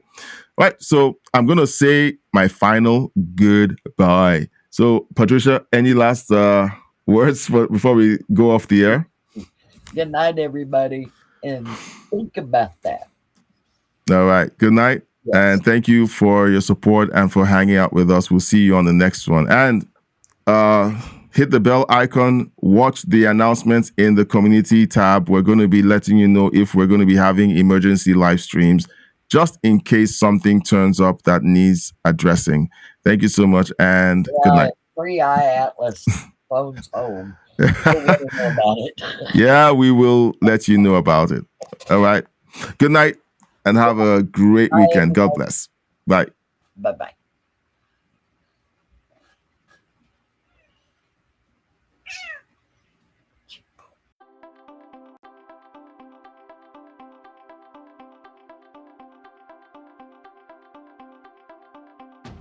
Welcome to Headlines and History, live news reactions and your views.